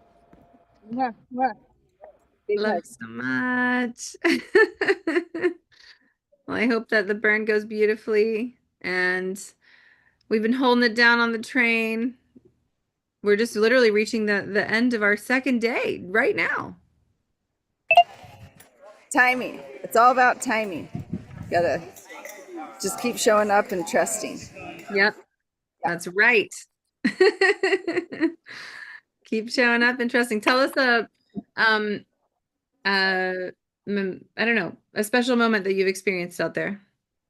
A special moment experiencing out there. Well, we just had the sweetest little vision train drawing jam, and the children just blew everybody's minds. And that's the way it should be. They hijacked the train. And last night it rained really hard, and yesterday, so we all pivoted from doing other things and had a party in the sauna, and it was incredible. And then that's where my Burning Man name came from, was the party in a sauna. In that sauna at Fly Ranch. That I started that party.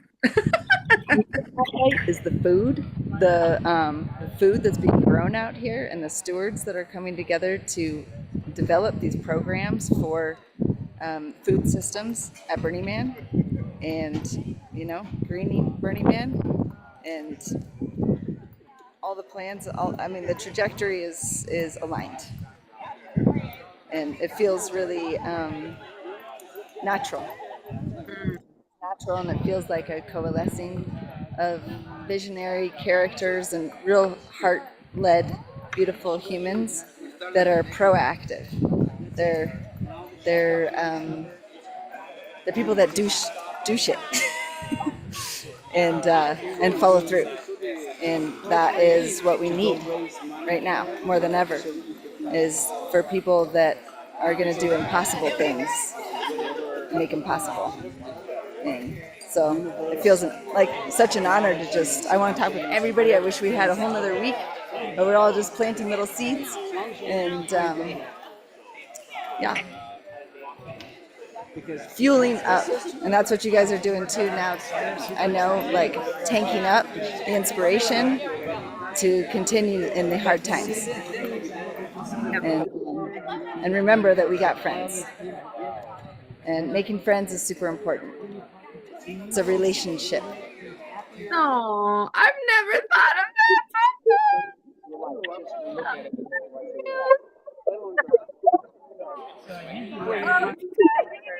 That's adorable.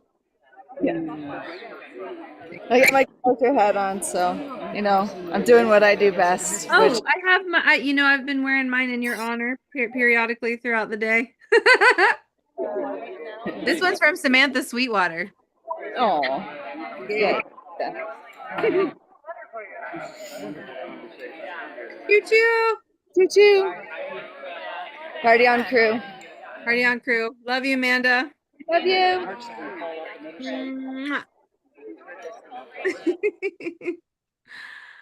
Well, folks, we were about to get to your assignments here. I'm going to give you your citizenship form. So now you are well inspired and aware of your fun, home fun. What do we think? I'm going to put it in the chat. Boop. Okay, so last step for your citizen. I think the most lovely part is reading people's citizens' backends. We have hundreds of citizens that have done this. It's really quite wonderful. So you tell us your name, your Regeneron name. You can be whatever name. My name changes periodically. Some, now I'm trying on Starseed Pumpernickel. Today I'm Dandelion. Often Roxy, but we'll see. We'll see who else wants to come through. Geo over here, self-determined, appointed theater director of Regenera. Very good. Use some words to describe yourself. Tell us what your archetype is. You can even make a very cute little Regenera citizen badge, and you download this little template. And when you open it, here I'll do a little. You can put your little face in one of these, and you can make your own as well. You can make one up. You're like, none of those are me. You can make a new one, which is quite fun. And your pledge. So what do you pledge? Today we started with a declaration of interdependence. And so here you say what you pledge, and what you're doing to help create a world that works for all of life, creating, nurturing, evolving, growing. And this is where you share, I vow to protect nature. I commit to making the world work for all of life, or I will make people happy through my music or art. And these are some examples. And I'd say for funsies, I invite you to wear something fun. Get in your solar punk character. What do you think? What do you think, Gio? You're the theater director. I think that is a wonderful invitation.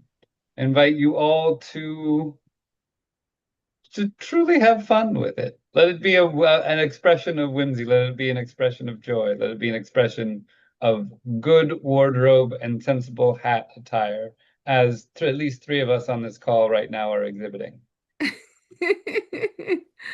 Marina, what's your Regenerous citizen outfit like?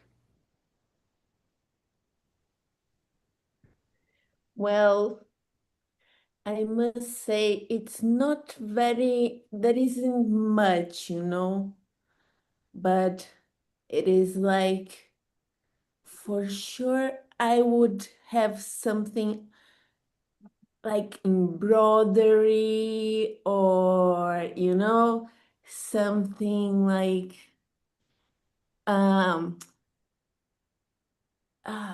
animal text, like pattern. Yeah.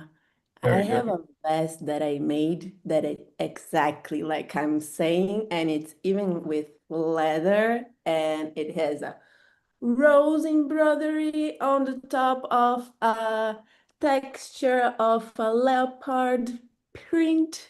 And yeah, I would have that on for sure. I love this. I love embroidered things. So colorful.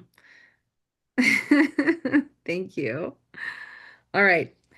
Anyone else feel called to share before we wrap and you go forth and do your fun work? John, I see you.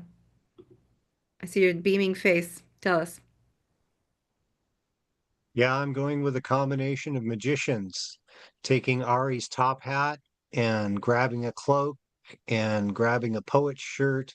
And I have a hoodie covered with incantations. Wow. What kind of So, incantations?